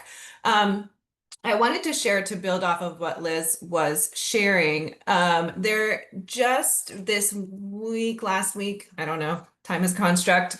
OECD has been collaborating with Code.org and the European Commission on an AI literacy framework. So this is the most recent and I would say most recent, perhaps most advanced and current mapping of what we mean by AI literacy that exists right now today. So I want to share this because the OECD has come up, because I know we're all interested in AI literacy, and I'm going to bring it up again in my presentation. And because I think something really interesting when we talk about PIAC, which is that International Assessment of Adult Skills, there's a somewhat of a counterpart to PIAC, which is PISA, and that's the assessment for younger people, for primary and secondary learners. I think it's mainly for 15-year-olds, if I'm not mistaken.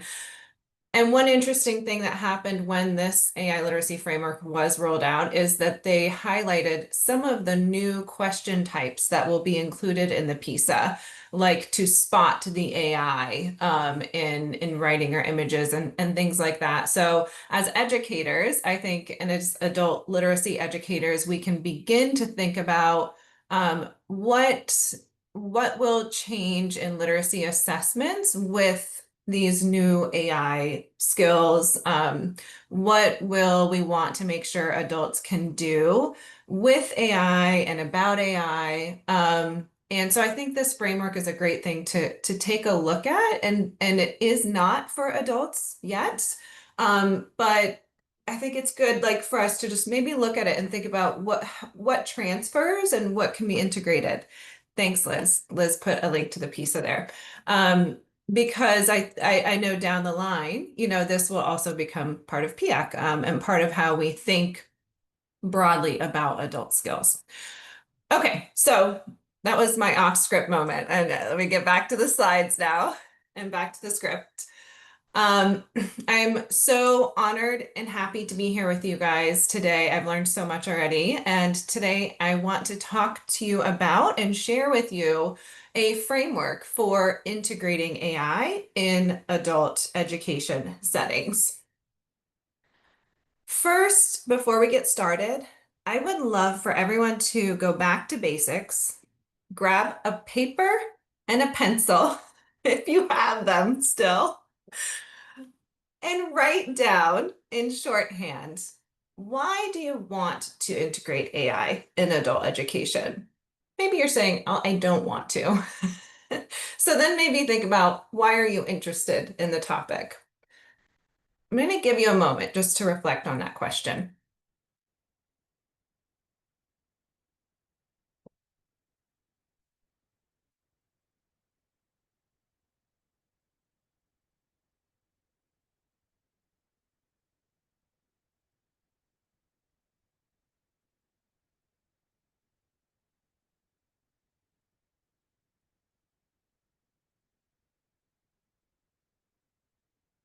Okay. Now we can bring it back into the digital world. Anybody who would like to share can share in the chat. What is your motivation? You do not have to share by any means, but if you would like to share, I would love to hear what is motivating some of you to be here today, and to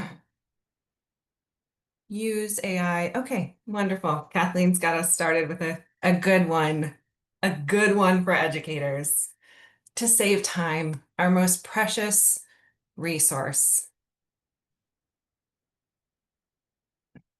More efficiency.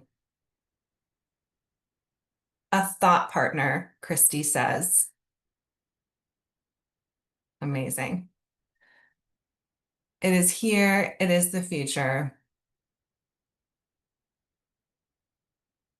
Fear of missing out. Okay. These are all wonderful and valid reasons. So I just want to validate that there's no right or wrong answer here. We're all here probably with different motivators. But there's so much hype and noise around AI that I do think it's helpful for us to connect with what is our role as educators, and thus where does AI fit into the picture of what we are trying to accomplish that is unique from other fields of work, from other work values that might be in other industries, and so on. Awesome. Okay. So thank you again for having me. Thank you for the wonderful bio. I'm not going to go much into my background or anything like that, except to say that I am a former adult educator. So I started my career in teaching English to speakers of other languages, and I did that in some different settings. And then I got involved in an adult literacy program and kind of expanded beyond just teaching English to more broadly teaching literacy and workforce skills and some of those other skills that are included. What really piqued my interest and got me into the world of ed tech and AI and digital learning was the concept of digital skills and the digital divide. So really realizing that language and literacy can pave paths to opportunity, but that in the world we live in right now, technology is just as valid, just as useful, and just as necessary in paving the way toward more opportunity and agency for learners.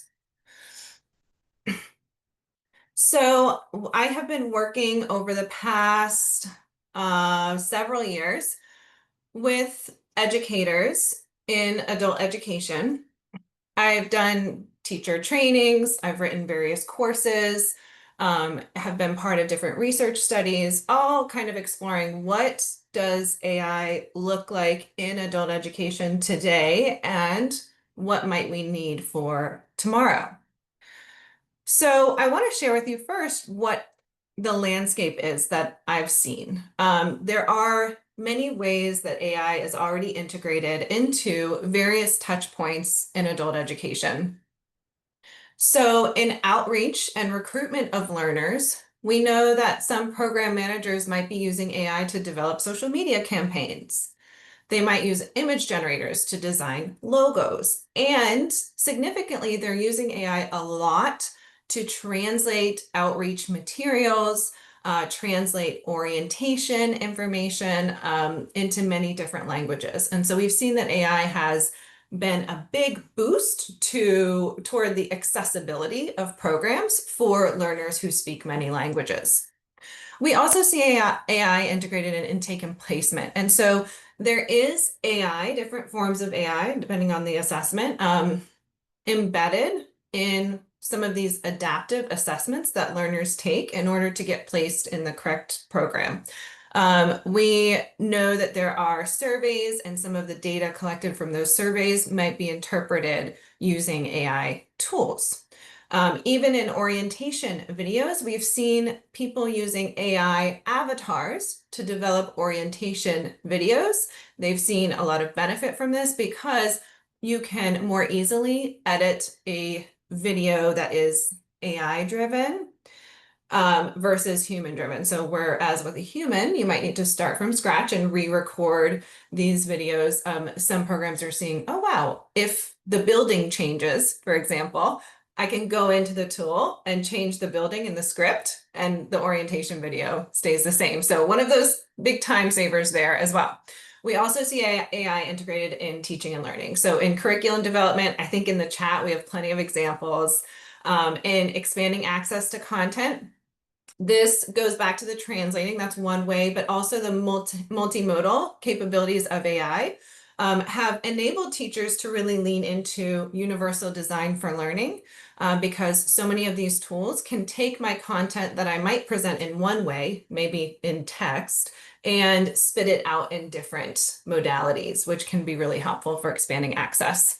And then adaptive learning platforms. So this is typically, it might be something that a program uses for distance learning hours, Or it could be something that adult learners are using independently, but there are many platforms out there that are adaptive and they use AI to chart a pathway and reassess and reform that pathway according to a specific learner's learning journey on the application or the platform. And then finally, in evaluation and transition.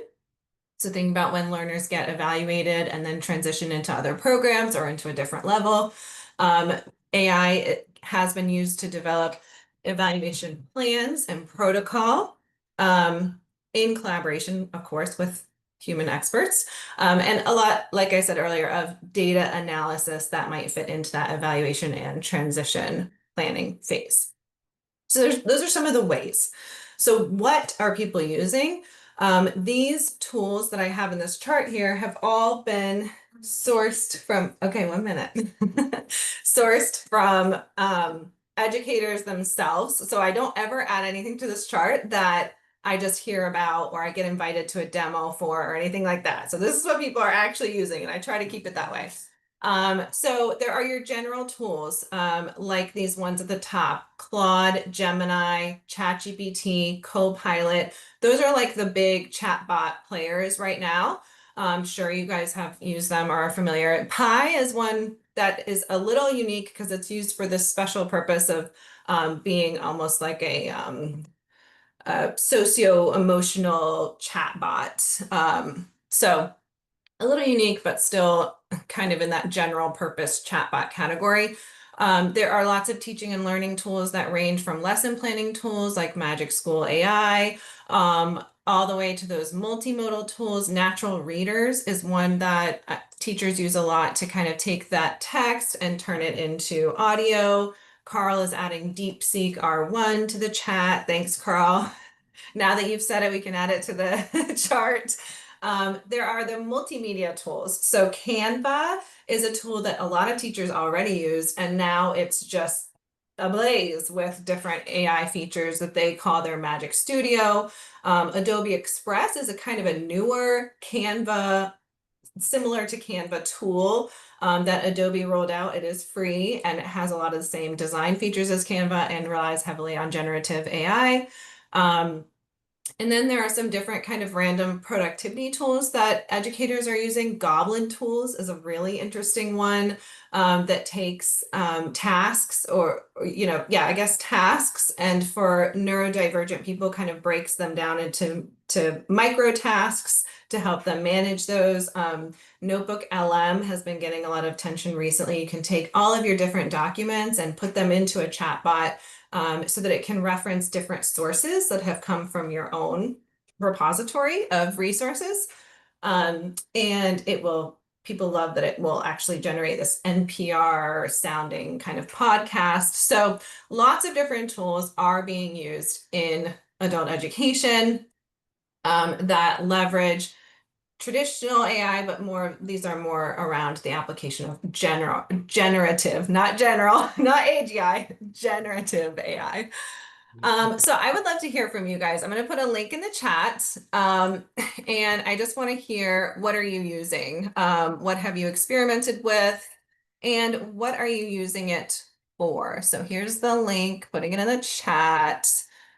We'll be working in a Padlet sandbox for today's session. So I'm going to show you guys how to use this tool.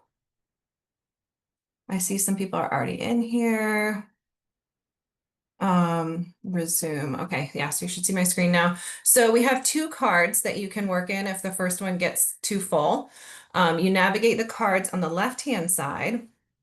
You can take a sticky note on the right-hand side of your screen. There will be kind of a toolbox, and one of those tools will look like a sticky note. You can grab that, choose a color, and then click where you want to place your sticky note and write in what tool do you use. And then you can follow that same process on the right-hand side of the screen to tell us what you use that AI tool for. So I'm seeing already a lot of ChatGPT, which makes a lot of sense. It is by far the most popular AI chatbot in the market right now. Let's see what else we have. Copilot Claude.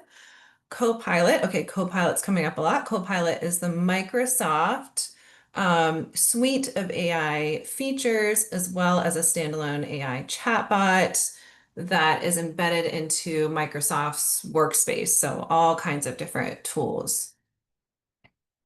DeepSeek, Canva, Adobe Firefly someone uses. That's a little bit of a more advanced tool, whereas Express is kind of for those, it's very user-friendly, kind of grab it and go with different templates. Firefly is more of a Photoshop-y kind of tool for images. So that's cool. Graphic design is what somebody's using their AI tools for. So I'm going over to this what I use AI for side. Resume, cover letters. Nice. Changing the tone of writing. Wow. I'm sure just by hearing that, we've all just come up with 10 different lesson ideas for how we could use this with learners, changing the tone of writing. Someone's using it for lesson planning, step-by-step instruction. Now, don't forget we have a second card here. On card 2, we can add more. So card 1's getting pretty crowded. If anybody wants to move down to card 2, please feel free. Napkin AI is one I have not heard of to create infographics. I'm going to check that out later. We have Teacher Server. There's actually a beta tool or Padlet that uses AI, and it is for teachers. I think you go to ta.padlet.com to see that. So it's an interesting one.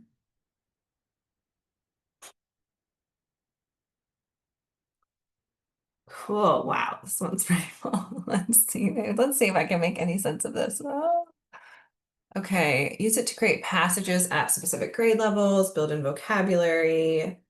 Okay, cool. So getting at the same word with different endings in the same passage. It's a great idea. Someone's using it for meal planning. We did a survey and it was really interesting. We asked people, if you could use AI for anything, what would you use it for? And interestingly, a lot of the tasks that teachers wanted to use AI for were more tasks related to their home life and their personal lives, whereas not as much what they do at work. They wanted to offload some of the things that they do at home and make those more efficient. I think that speaks to the passion of educators, right? We like to actually get into the nitty-gritty of our work. Okay, so taking us back to the slides, please keep adding. This is so interesting, and I know that you guys, I hope everybody will go back to that later today and check out what people added. So we know that AI is being integrated into adult education in many different ways, using many different tools. And it has been for a long time, but it has really significantly grown since the release of ChatGPT. So as we were seeing programs and educators explore and try to make sense of this new ed tech landscape that now is overcome with and flooded with new AI tools and features, we developed the AI integration framework to help educators think through, what should I ask about a tool that I'm interested in? And what should I consider regarding my own human capacity, or if you're a manager and overseeing a program, about our human resources to effectively, ethically leverage these AI tools, okay? So ask and consider. What can we ask about the tools? What can we consider about our capacity to leverage them effectively and responsibly? So we came up with the AI integration framework. This was co-developed with students studying AI at Harvard's Graduate School of Education. It was informed by other literature and resources from a variety of sources. And we infused the human component. So we initially were looking very much at evaluating tools, and in our conversations with educators, in our trainings, in our research, we wanted to build into this more of a human component to address the human AI collaboration that is needed because of some of the things that were covered earlier, that these machines can do a lot of the things that humans can do, that our skills need to shift a little bit and the things that we think about. And so we have to think about this as a human machine collaboration spectrum, and think about not just the tools, but also the human capacity. So there are 6 dimensions in the AI integration framework. And within each dimension, we have guiding questions. So those are kind of overarching. And then we have questions to ask about the tools and consider regarding human capacity to leverage the tool effectively. And then at the bottom of each dimension, there's an adult education scenario that illustrates that dimension in action. The intended use for this framework is to have teams come together. It's meant to spark discussion, support the development of different policies and rules, think through what tool procurement could look like, and what professional development might look like. And at an individual level, it can certainly be a useful tool in helping you think through some considerations when it comes to your own personal integration of AI. So the first dimension here is AI capabilities and learning goals. Here, we really want to think about what can AI do to engage learners, extend learning, or enhance learning. Everything we do should be with the North Star of what is going to improve learning. Improve learning by making it better, or improve learning by making it more accessible to more people, right? So this mirrors what's known as the Triple E framework. It's a pretty well-known EdTech integration framework. And so we just apply it to AI, right? If we want to think about how we use technology, we need to think about how we're using it to engage learners, extend learning, or enhance learning. So here, what we really want to think about is what can AI do and what promotes learning? And where is there overlap between those two things? There are a lot of things that AI can do that don't necessarily promote learning. And there are a lot of things that promote learning that AI can't do, right? So we have to really think about when we're integrating AI, what falls in the middle of these two circles? We already know some of the things. One thing we know is that AI can help adult educators contextualize instruction, and the contextualization of instruction in adult education leads to adult learner persistence. So that's one area where there is overlap. And when we have teachers leveraging AI to develop curriculum, we want them to focus on that specific strength and think about how they can create learning materials that are better contextualized. We also know AI can help with differentiation, producing something at different levels or in different languages, or taking the same learning objectives and presenting them according to different topics that might be of interest. So some different ways that you can differentiate, right? We know that AI can be helpful in that. We also know that that will promote learning. It will improve learning and expand access to learning and engagement in learning. I wonder if anybody wants to share in the chat some other examples that you have of what AI can do, and this overlap between what AI can do and what promotes learning. So contextualization, differentiation are two key areas. We also know that there's a lot of personalization strength in terms of what AI can do and what promotes learning. That oftentimes is realized in different apps and those learning pathways. But there are certainly ways that teachers can also leverage that personalization to the benefits of their learners. Okay, so that's dimension number one. I'm going to move pretty quickly through these because I have an activity for all of us. I want to hear from you more than I talk. So that's dimension one. Dimension two is mitigating bias. Again, Ms. Arthur, who spoke earlier, with her book, Am I Literate?, did a great job, I think, of covering the various biases that are embedded in AI systems. And so as educators, we can take that and we can think about, I love that. Okay, Francesca added something to the chat about Zoom AI, giving that summary of an online session. And so that's another way, maybe you don't have the time or the internet connection to watch a Zoom recording. So maybe a written summary is a way to give more learners access to the content that was covered that day. Love that idea. Okay, mitigating biases. In an educator's perspective, we want to think about what is AI's idea of learners and learning. And so when we think about that, if we're talking about big tech and big AI, we're really asking what is the online representation or society's or the public's idea of learners and learning. And so I think we all know, being adult literacy educators, that oftentimes what is mostly out there, the narrative that's mostly out there about adult learners and adult learning is not always accurate because we kind of are operating in a bit of a niche field in education. So we want to think about how can we complement that general idea of learners and learning with our specialized expertise and our lived experience with adult learners and adult learning. And so that's how we can mitigate bias in adult education.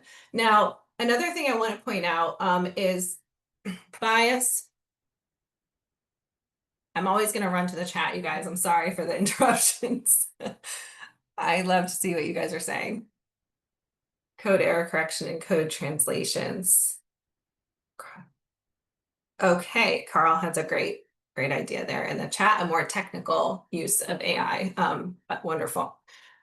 So I want to talk about bias, not just in terms of some of these identity markers of individual people, like race, religion, sex, and so on, but also I want to talk about bias in terms of learning. There is a term called pedagogical bias. And there was a study that came out recently about some of the lesson planning tools like Magic School AI, and how those tools are really proliferating this pedagogical bias by swaying toward a more antiquated methodology in education, where learners don't have as much dialogue in the classroom and they don't have as much agency in their learning. And so we want to make sure that we are prepared with our human capacity to mitigate that kind of bias and ensure that the lessons that we teach do center learner voice and learner agency, because we know the importance of that in terms of learner success, not just in academic settings, but in their future, right? So we want to pair our strengths and insights with AI's limitations and make sure that we're prepared to compensate for whatever AI is limited in with our own skills. So I want to give you one example. When I prompted an AI image generator to generate an image of an adult learner, this is the image that it produced, okay? There's nothing wrong with this image. I've seen many adult learners that look like this. I'm looking at the setting. Everyone looks focused. Their heads are down. I'm looking at what he's using, pen and pencil. Great. Now, when I used more adjectives in my prompt and refined the prompt, I ended up with this image. So I want you to tell me, what do you observe about the difference between these two images?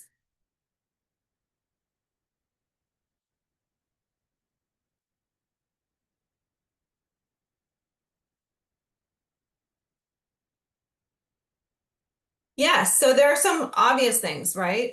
One is a white man, one is a black man. One looks younger, one looks older. And then we're finding some nuanced things, right? I know that I don't see a lot of pencils like this in classrooms anymore. I see more of smartphones. So we're also seeing the difference there in the use of technology in the classroom. So in prompting, right, that is a newer skill for teachers. And it's a legitimate skill that can help us like I said, compensate for or mitigate some of these limitations that AI has inherently. We have compiled prompts from adult educators into this resource that we call the Open Prompt Book. I've just put the link to it in the chat, and I encourage you to go and see what other adult educators include in their prompts to get what they want out of AI. And then there's ethics and data use. So we want to think here about what is the responsible development, deployment, and use of AI, and how are we as educators responsible for the environment, for learners' data, for the intellectual property that that we handle on a daily basis in the form of published materials that might have copyright, right? So there are some ethical questions here around our use of AI as educators. We want to manage AI waste so that we are ensuring, that we're doing our part in sustainability. We want to be very aware of how we encourage learners to interact with AI or ask them to interact with AI and what's happening to their data when they do that. And then we also want to be responsible with the materials that we use that may be covered under copyright. Do we fall into the fair use category and how we're using them? Do we know enough about the AI tool? And so on and so forth. So these are some of the bigger ethical questions around AI. And then when it comes down to what we do as educators, there are certain considerations we should make. I did a webinar on managing AI waste. I'm going to share a link to that in the chat as well. And I think you guys will have access to the slides afterward. But these are some strategies that I came up with for how we as educators can think about just small actions that would help us prevent, reduce, reuse, and recycle when we're using generative AI in particular. Then we have ease of use. And so here, I like to think about some of the core principles of digital inclusion and how can AI be integrated in a way that benefits everyone. So digital inclusion traditionally has many components, but there are three that are kind of the core that everyone agrees on: devices, access or connectivity, and skills. Okay, so how are we supporting in our classrooms learners in having the devices, connectivity, and skills that they need to use AI effectively? Along those lines, we've developed this brief as well. It's called AI Literacy Matters for Everyone. Are you guys seeing this? Okay. Oh, there's AI. It's always popping up in new little places everywhere I look. And in here, we have outlined where AI shows up in these other multiple literacies that are traditionally addressed in adult literacy settings. So financial, digital, health, family, and then the education and training, civic engagement, and workplace readiness. So these are some topics that we will typically, be contextualizing instruction in these different areas. And there is a one-pager for each of them that talks a little bit about where AI might show up in that topic and what AI literacy might look like in that context. So another resource for you guys to take a look at. Our fifth dimension here is evidence of impact. So what is known or tested about integrating AI in this way? And this is, I think, a really significant one for the time that we are in currently, because there are a lot of these tools that are in beta that have never been tested with adult literacy learners. And thus, there's really not a body of knowledge about whether or not they improve learning. So as educators, we must responsibly consider, what do we know about how this tool is used in the setting and in the way in which I'm using it? Does that promote learning? Does it help learners gain skills? So part of the work that we are doing at World Education is to look at that. And so we've looked at one tool in particular from an edtech startup called Pace AI that is focused on English language learning. And we tested Pace AI in adult literacy settings in California and Texas to start to look. I mean, it was a small study. So really what we're looking at here is just the promise of learning. Where could it potentially have an impact? And so we've published a paper on that, but really the idea here being that we can look into different tools and probe them, or the way that we're using chatbots and probe that and really see what strategies really make this effective and what tools really do help learning. And then finally, human oversight and over-reliance is the sixth dimension. So how do we ensure that humans are involved in meaningful ways? So teachers having oversight of a learner's pathway and experience is essential. That's that oversight, and program managers as well.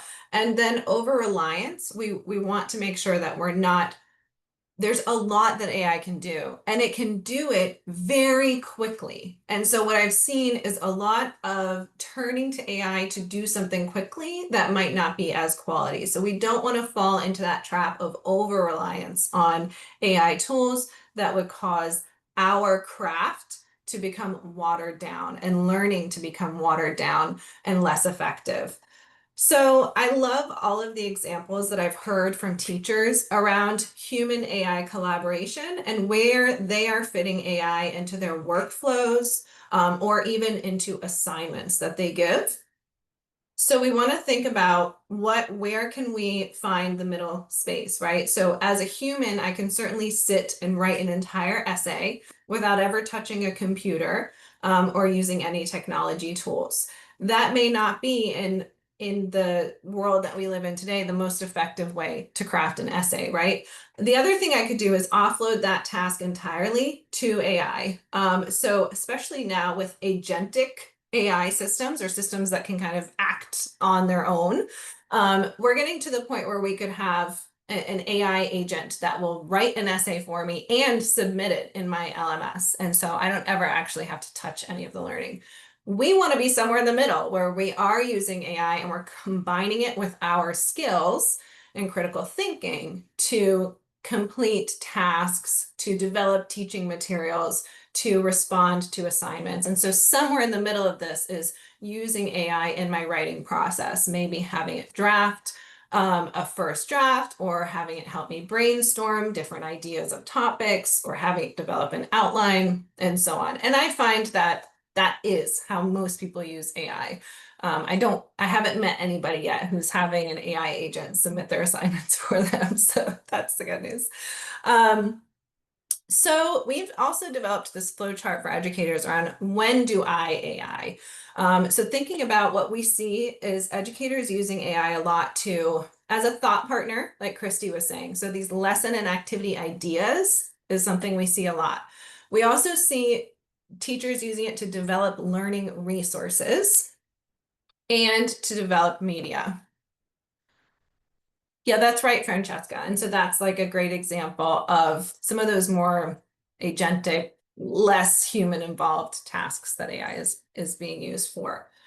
I saw one too, what was it? Oh gosh, in California, they had just a slew of AI bots essentially applying to and attending classes so that they could receive the financial aid. But these were not real people, these were bots. And so professors were seeing, some weird things on their rosters and in their classrooms. So that was fascinating. Yeah, fraud enrollment. That's right. Thanks, Christy. So ideas, learning resources, and media. And so what we want to encourage educators to do is think first about what you have, because AI is something that can help, but there are many other resources that we can look to first as a way of managing AI waste and actually making our work with AI more productive and effective. So when it comes to ideas, we have colleagues to talk to. We don't always have them. That's why it's helpful to use a chatbot sometimes, because at 10 p.m. at night, I don't call my teacher friend, but sometimes you have colleagues. So think about how can you collaborate more with your colleagues to generate ideas? And then if you do want to use a chatbot, your prompt approach there would be a conversational approach to prompting. If you're developing learning resources, what do you have? You have learning standards, you may have free and open curriculum or paid curriculum, and then you have insights from your learners. How can you turn to those first and combine them with your use of AI to make the output more effective? Also thinking about how can you, when you're developing learning resources, leverage AI in a way that is going to promote learning. We talked earlier about some of these areas where it is very good and stands to add to the quality of learning, contextualizing, extending learning, and differentiating. And so there, what we need is a more structured prompt approach, and that's something that's covered in that open prompt book, where there are certain details that would be essential. And then finally, to develop media, we encourage educators to look at free and open repositories. There are so many of sound effects, images, videos that can add a lot of interest and dynamism to your teaching. So I would say look first to those free and open repositories, and then if you can't find something, writing a descriptive prompt will help you get media that is high quality. And then always checking for accuracy. It was mentioned earlier, hallucination, right? So we need to check for accuracy. We need to check for relevance to our adult learners, and inclusion. Inclusion in terms of diversity and representation, but also in terms of the lesson that we've created. Does it include opportunities for learner dialogue and learner agency? So I want to talk a little bit more. Wait, I want to do a time check first. Where are we with time? Can someone put in the chat how much time I have left? You have about 8 minutes, Rachel. 8 minutes. Okay, so I have these dimensions in the Padlet for you. And so I want to give you a moment to actually open up and read about the different dimensions. So if we go back to the Padlet, I'll put the link back in the chat. You can start on card 3. Oh, actually, I should. Yeah, let me link to this card. Start on card 3. Are you a manager or a teacher? And then click on the Post-it sticky of the integration dimension that interests you most. When you click on it, wait, it's not working for me. Is it working for you guys? There should be a link to a card that comes up, but it's not working for me. Okay, so maybe that's not working. What you can do then is just go to the cards down below. Okay, so on 4, that starts the manager card. So if you're a manager, you can click through and see the different dimensions. There's a sticky in the bottom right that tells you what dimension you're in. There's a link to read about the dimension. And then I'd love for you to share some statements. So what do you know about this? Some ideas. What is this sparking for you? And some questions related to the dimension.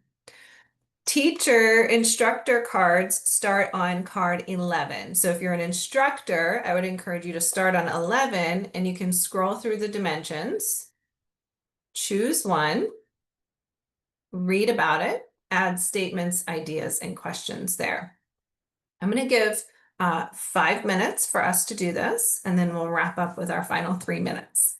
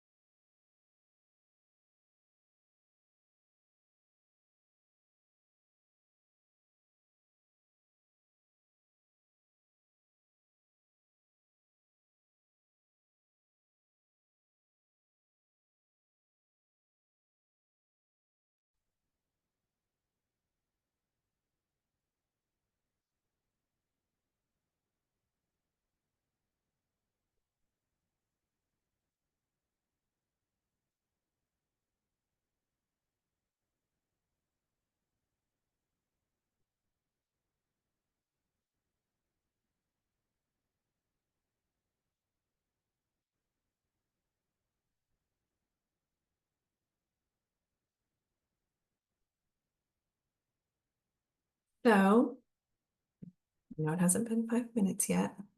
Trying to give lots of thinking time, but we don't have much time. This exercise is really meant to get you guys oriented to the framework. What I'm hoping is that it can provide fodder to you and or your colleagues to dive into these different dimensions and think critically and collaboratively about what effective AI use would look like in your context. I want to open up some time for questions if anybody has them.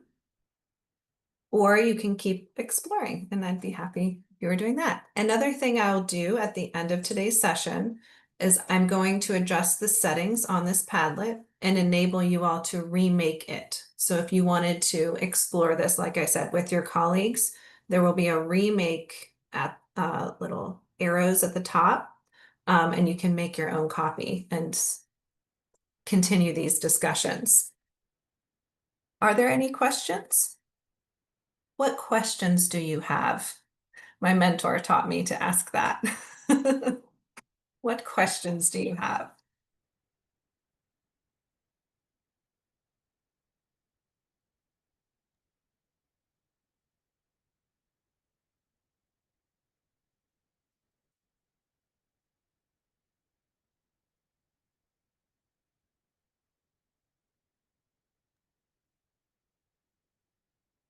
I think we're all engrossed in the Padlet, Rachel. Okay, that's great too.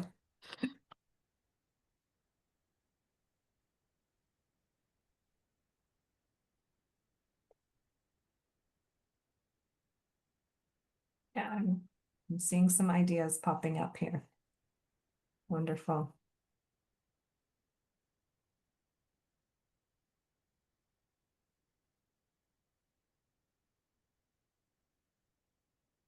Rachel, can you share that screen again? Absolutely. Thank you. So I see some things coming up. Let's see. This is an interesting one from a manager who was looking at AI capabilities and learning goals. One idea is to use AI to monitor learner progress and identify at risk, which is a great idea. There are AI systems called early warning systems that basically use data about learners to predict when a learner might drop out or stop out. So I certainly think that that's a really interesting thing for us to explore in adult education. We have on the instructor cards under AI capabilities and learning goals, a statement, which is I know there are many AI tools and resources available.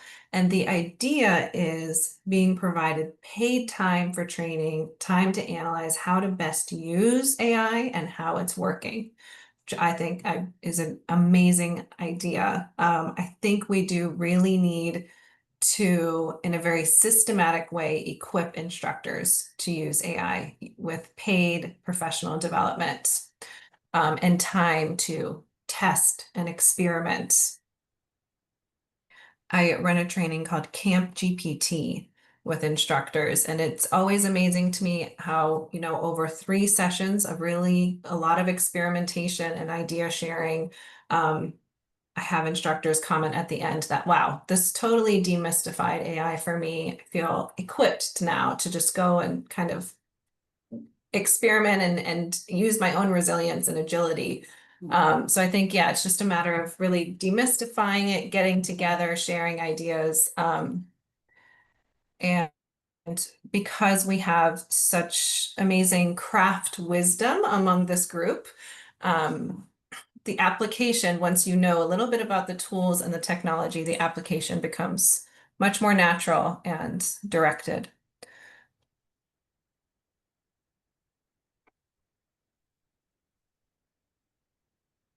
Thank you, Rachel.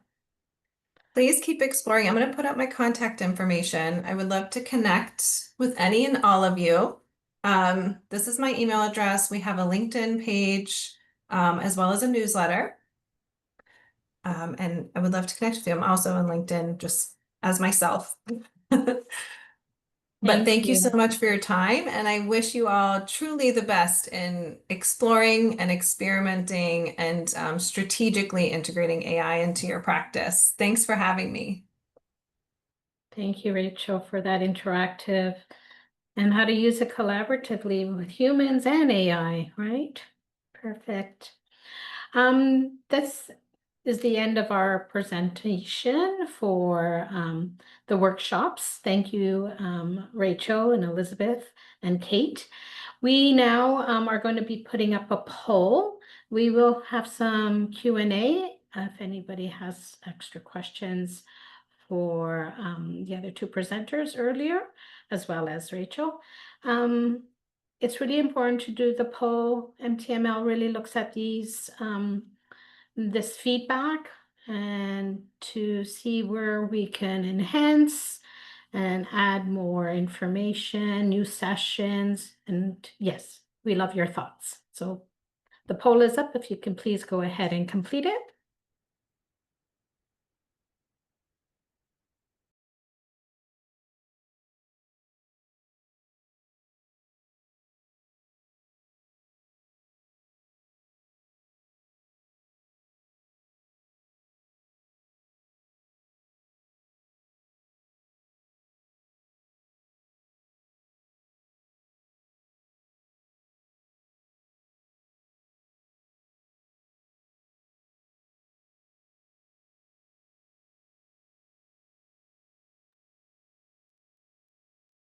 Kudos to the interpreters, actually. That was a lot they had to do.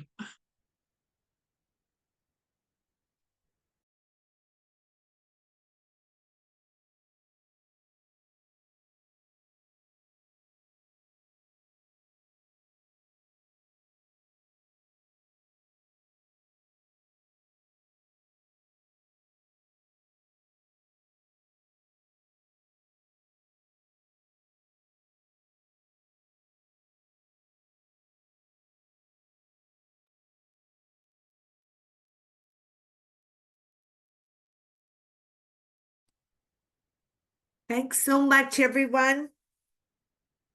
Take care. Thank you. Is it time to exit or is there more? No, I don't think if there are any more questions, then. But I just want to thank Kate, Elizabeth, and Rachel for organizing with us this event. And thanks for making this work. We'll stay in touch. Thank you, Thank you everybody, everyone for attending. participating. Thank you so much. And Thank you, to interpreters. Carla and Jason for interpretation. Have a great afternoon. Thank you. Bye.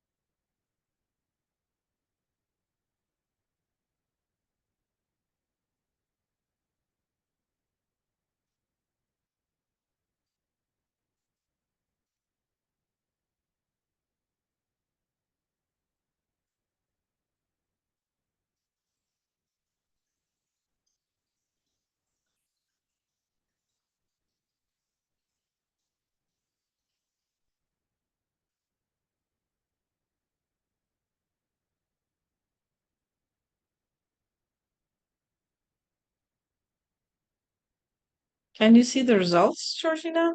Yes. I can't. So Yes. I can see them. just All four okay. questions. Yes. Okay.